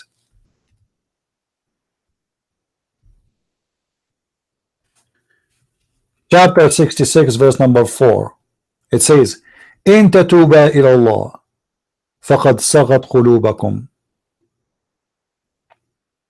The two girls, the two women, Allah accused them that their heart went out of Islam. They become kuffar.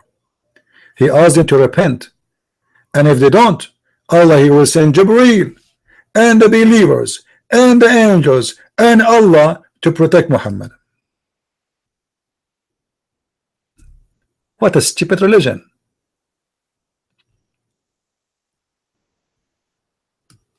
Do you see it?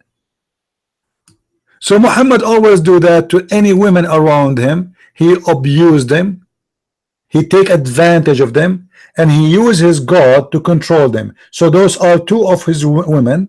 They are having a problem with him because he was sleeping around, and then Muhammad he had to threat them. So he made a verse in the Quran saying, Allah said, if you two turn into repentance to him, your heart are indeed inclined, so inclined. But if you back up each other against him, truly Allah, he is a protector, and Jibreel, and the righteous one among the believers, and furthermore the angels, all of this to fight two women. Muhammad he needed Allah and Jibreel and 1.4 billion Muslims and all the angels to fight two women. They are 5 foot tall.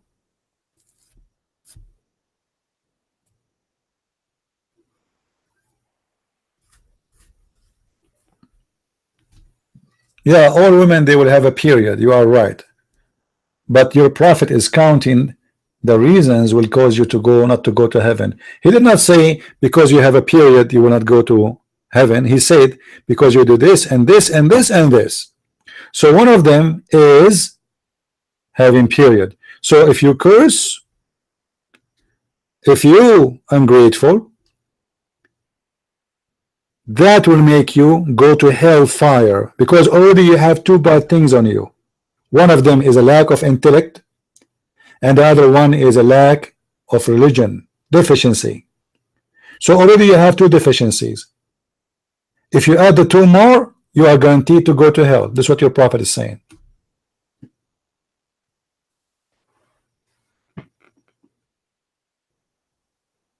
Otherwise, all women they have, period. Actually, the stupid prophet of Islam, he taught his followers that Muslim women or women in general, Allah, when he created them, they used to have one period a year.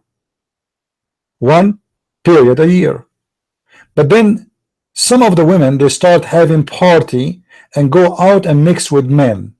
So Allah, he cursed them and he made them have period every month. Is that true, Nightmare? Which mean a period is a curse in Islam.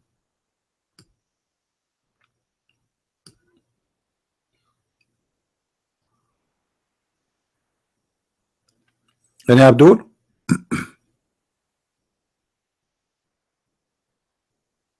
Actually, here this story in front of us is enough to prove that Muhammad is a false man for many reasons. Number one, he stole that verse from Umar ibn Khattab. It was Umar ibn Khattab who said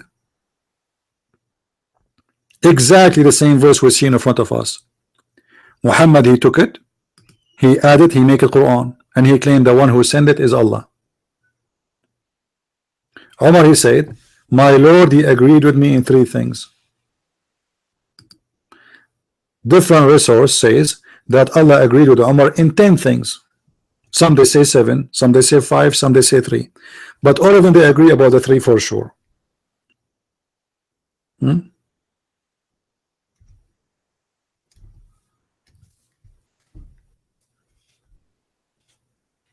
Let's see what it says.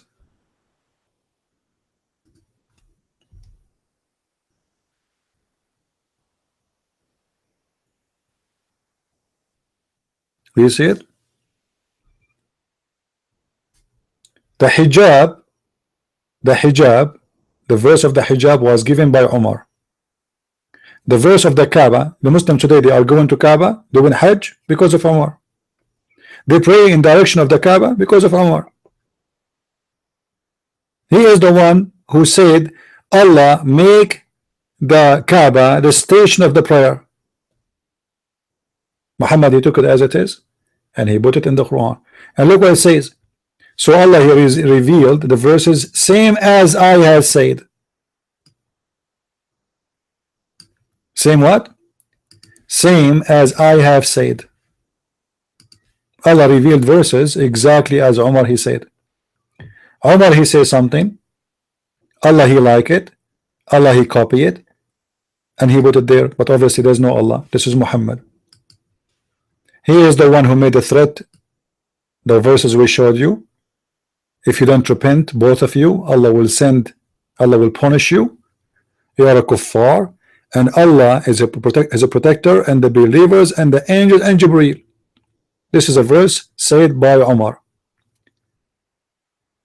The verse about hijab said by Umar. The verse about worshipping or praying direction of the Kaaba said by Umar. And Umar he said, so this verse came the same as I had said, the same exactly, word by word. And the Muslim, they say to us, can you make Quran like the Quran? Well, Umar is making Quran and Allah is taking Quran from Umar. Are you blind? Your God, Allah himself, is copying the Quran from Umar.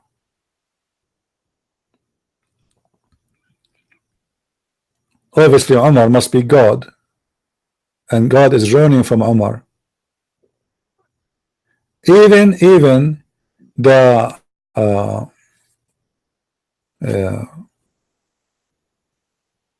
like, you know, there's many things. Maybe I should make a video, special video about those things.